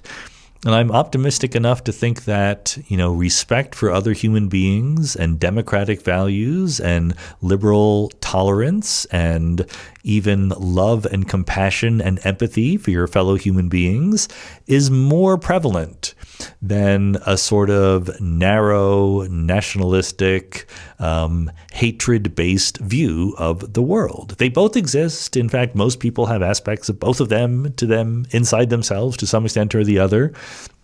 But more people in the modern world want to be good and want to be open and want to welcome their fellow human beings into the community. And that's something that we just got great evidence from the election in Hungary. So thank you very much, people from Hungary, for doing the right thing and sticking with it and succeeding rather than giving up. It's something that we should all keep in mind as an example. And with that note, Look, I don't pick the last question in every AMA randomly. I try to try to end on a happy note. And on that note, thanks very much for supporting the Mindscape podcast.